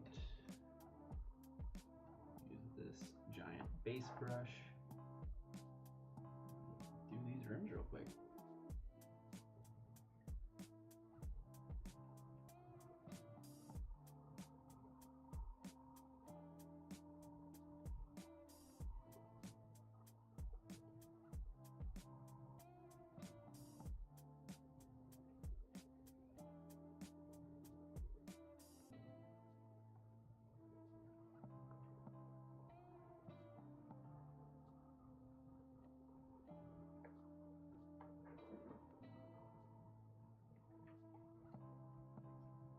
Oh yeah, it's honestly impressive just how much like painting the rim of a base, like just how much that can do to tie an army together. Or not tie an army together, but like finish off. Excuse me. Like finish off a miniature.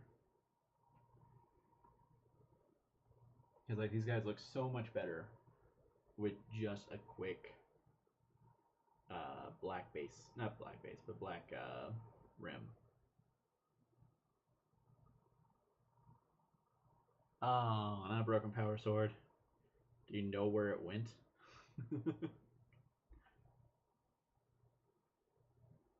I mean, plus side, you can always. I tend to view broken parts of minis as a good excuse to make it like look like battle damage. Not that I've ever done a good job doing that, but you know. No, as Bob Ross say, we don't make mistakes, just happy little accidents.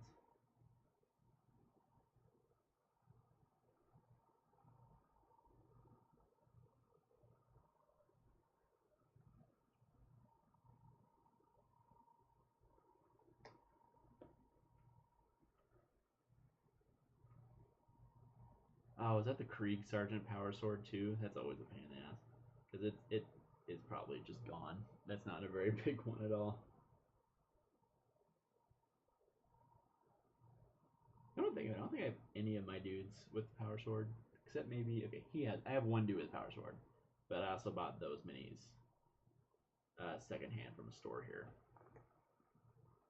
There's not that many is actually one of the engineer minis. It's not even like one of the Krieg ones. So the guy who made it was like full on kit bashing this army before he sold it. Which kind of sucks, but fortunately it's just how the hobby goes sometimes. Hey, 36 views. 12 more. And we'll officially beat out the first stream.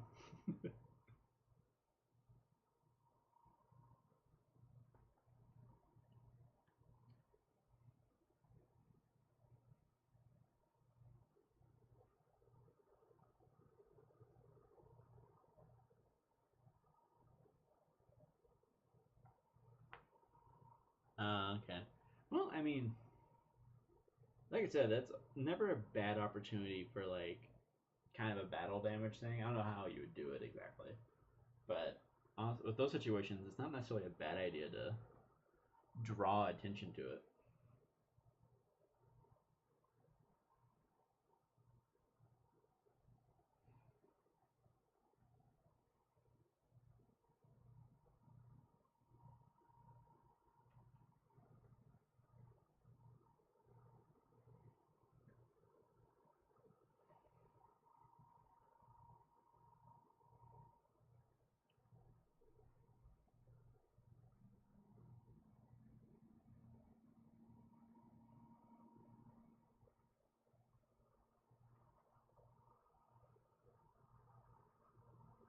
Yeah.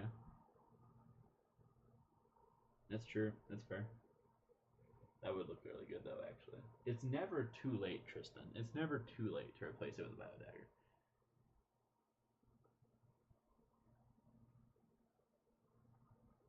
It's a lot of work, but it's not too late.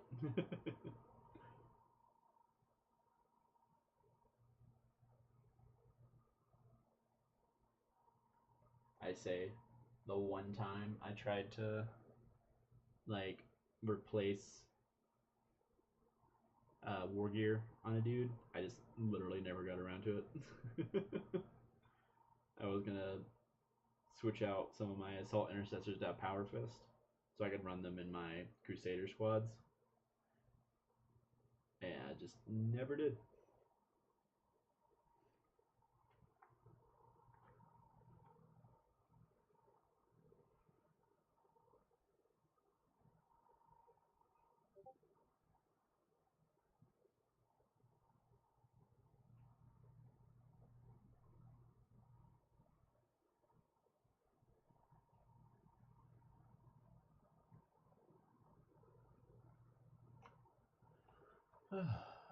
Take a little peek, see at what Tristan is posting in the Discord.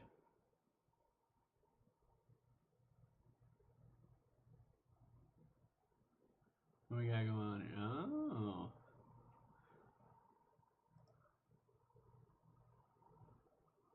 I'm actually digging that. To be honest with you, I actually kind of like that color. I will admit, it's not the most khaki color. I feel like it's a little, maybe a little light, but I'm also not a good judge of khaki. But I do think it looks good. Like genuinely, I think it looks good. It's kind of it's very ghostly in a way, if that makes sense. So I like it personally. We got to 39. 9 more, boys, and we officially beat the first hobby stream, which I will take as a great accomplishment because that one, Scott and John are here, and this one they're not. That means by myself, I did better having the two of them help me. It's fair. It's fair.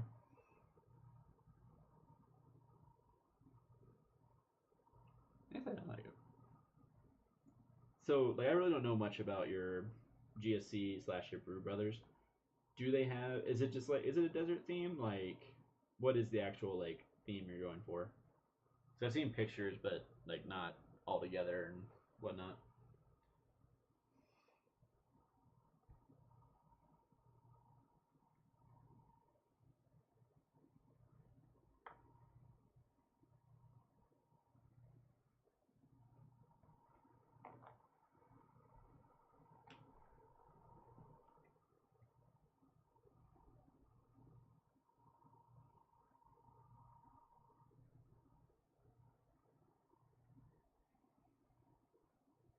Also, I do want to say, Tristan, um, I genuinely appreciate the amount of work.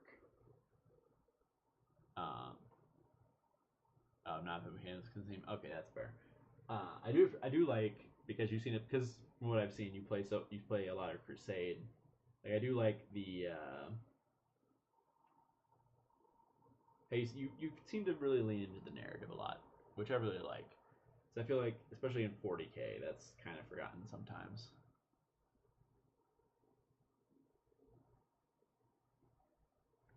I mean, like an eclectic force kind of fits Gene Stealers and Guard as well.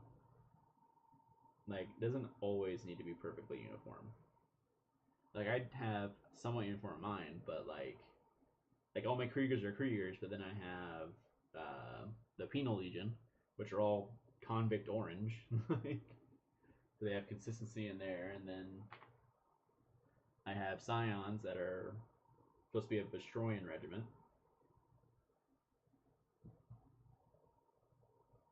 That are like not bright red, but like a dark red. So they look very different. But it's Guard, so it makes sense that they're all kind of just mixed together over time or during a particular operation. All right, 10 more dudes. I'm probably gonna call it. That's fair.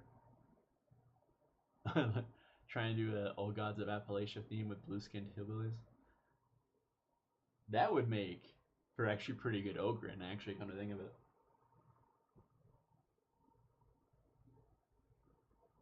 What was that family that was all blue? From, was it Nickel, I think? It was like in their drinking water or something. You know, honestly, one of these years, I really would like to do something that's like New Year, New Army crusade at our local store. So I would really like to see, because I think that'd be a really good way to like build up an army slowly. I think they did an escalation league this year for a little bit. I remember thinking about doing it for my guard and just kind of never got around to it.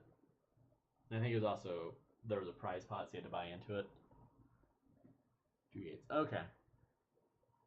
Yeah, I remember reading about that family. I remember seeing documentaries on it, and then when I was doing my EMT school, we read about that a lot. Or that came up as like possible symptoms. Not symptoms, but like things to be aware of. Because like generally speaking, as far as EMTs go, if someone is blue, that indicates a breathing issue, right? You know, cyanosis. If you are having trouble breathing, if your body's not getting enough oxygen, you will turn blue. So that's something we're trying to look for. But if someone just has like a blue tinged skin, that throws a wrench in the gear because they probably might necessarily have that problem. So at that point, we're treating an issue that doesn't exist and potentially ignoring one that does.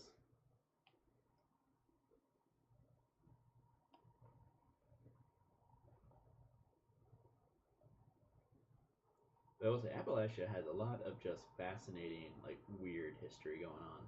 Just like of this like random people, because there's a lot of isolation. Like it's very easy to do in those mountains. So just like very weird kind of local things come out of it that you don't really see anywhere else. For good and bad. Like some are obviously very bad, but some traditions are very cool and interesting. You know, Point Pleasant, West Virginia. You know, still want to go. Still moderately jealous of Scott. But that's the way life goes.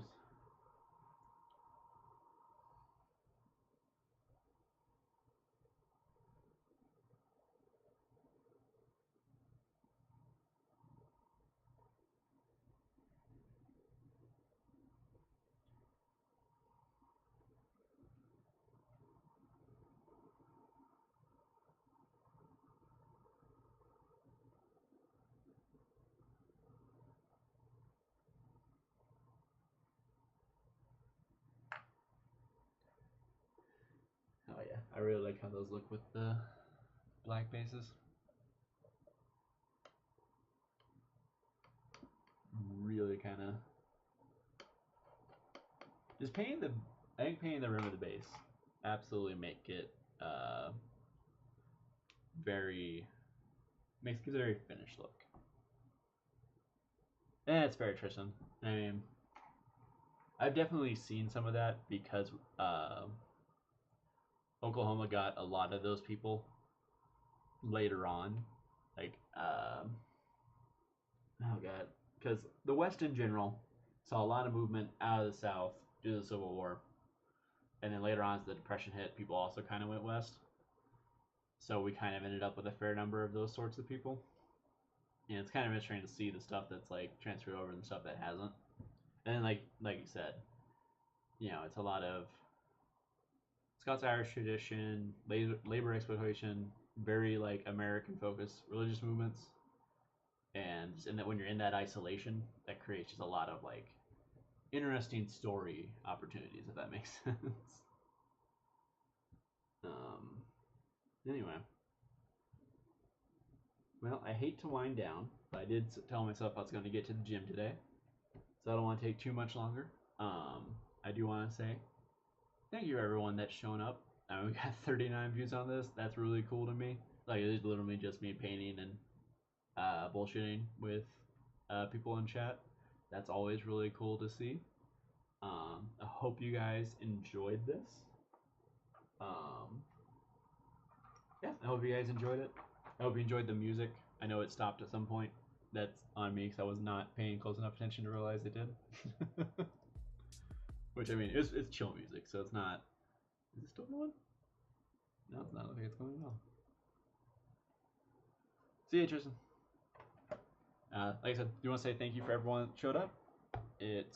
As always, it is awesome to see you guys. And awesome to hang out, chat, talk, and paint. I will be back next week and the next week after that, barring anything outside my control. Once again, thank you guys for watching. Be sure to check out our past hobby streams if you want more of this sort of thing, or check out our battle reports. We do a different 40k game every single Sunday, and lately we've been doing Saturday games as well. Coming up this Saturday, we have another Horus Heresy game. I believe it is Iron Warriors versus Word Bearers. Be on the lookout for that. We will have our first new player in a while as Sean finally makes his channel debut. Then on Sunday, Jeff will be playing his Iron Hands up against Birds / Chris's Thousand Suns. So be on the lookout for that. Otherwise, it's been a wonderful evening. Glad to see everyone here. Hope to see you guys again soon. If you haven't already, please do be sure to like, comment, and subscribe for more of this and for more updates. I didn't put the Discord into the channel at all. I should have, but I didn't. Actually, here, let me do that real quick. Be also sure to check out our Discord. We got a small but growing community that we would absolutely love to see you guys there. Oh, Swedish friend. I'm sorry, you got here just the wrong time, bud. For once, it is late for us. As it hits 10 o'clock here at night, and I need to go to the gym and do some stuff. Sorry you couldn't get us here before. Always nice to see you, though. We have been posting a bunch of our stuff in the... both Matt and Tristan have been posting their stuff in the Discord, so be sure to check that out. And obviously, you can always rewind the video. Sorry about that, but it is time to call it a night. Again, thank you guys so much. If you're not already, please be sure to like, comment, and subscribe. And I will see you guys on Sunday. We will see you on Saturday, and I will see you in this stream again.